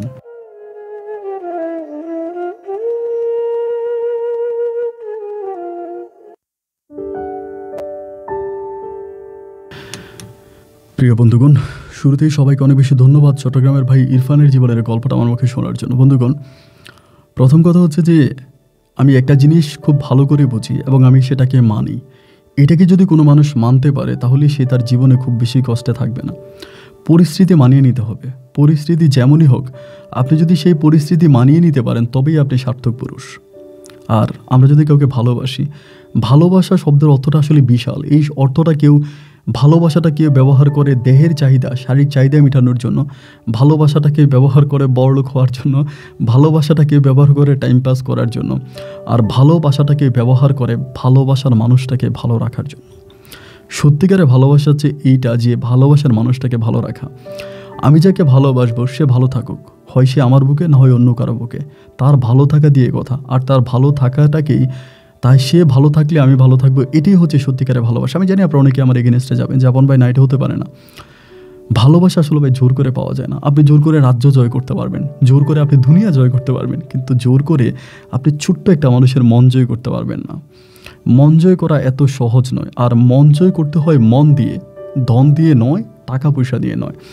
তো আমার কাছে যেটা মনে হয় যে আমার দৃষ্টিকোণ থেকে আমি ইরফানকে আমি ইমেলের মাধ্যমে যেটা বলেছি, এখনও বলি যে ইরফান ভাইয়ের উচিত হবে তাইবাকে ছেড়ে দেওয়া, তার সন্তানদের কাছে যেতে দেওয়া, তার হাজব্যান্ডের কাছে যেতে দেওয়া। এবং আরেকটা বিষয় ওখানে আমি বলতে ভুলে গেছিলাম, তাইবার যে হাজব্যান্ড সে কিন্তু অন্য কোথাও বিয়ে করে ফেলেছে।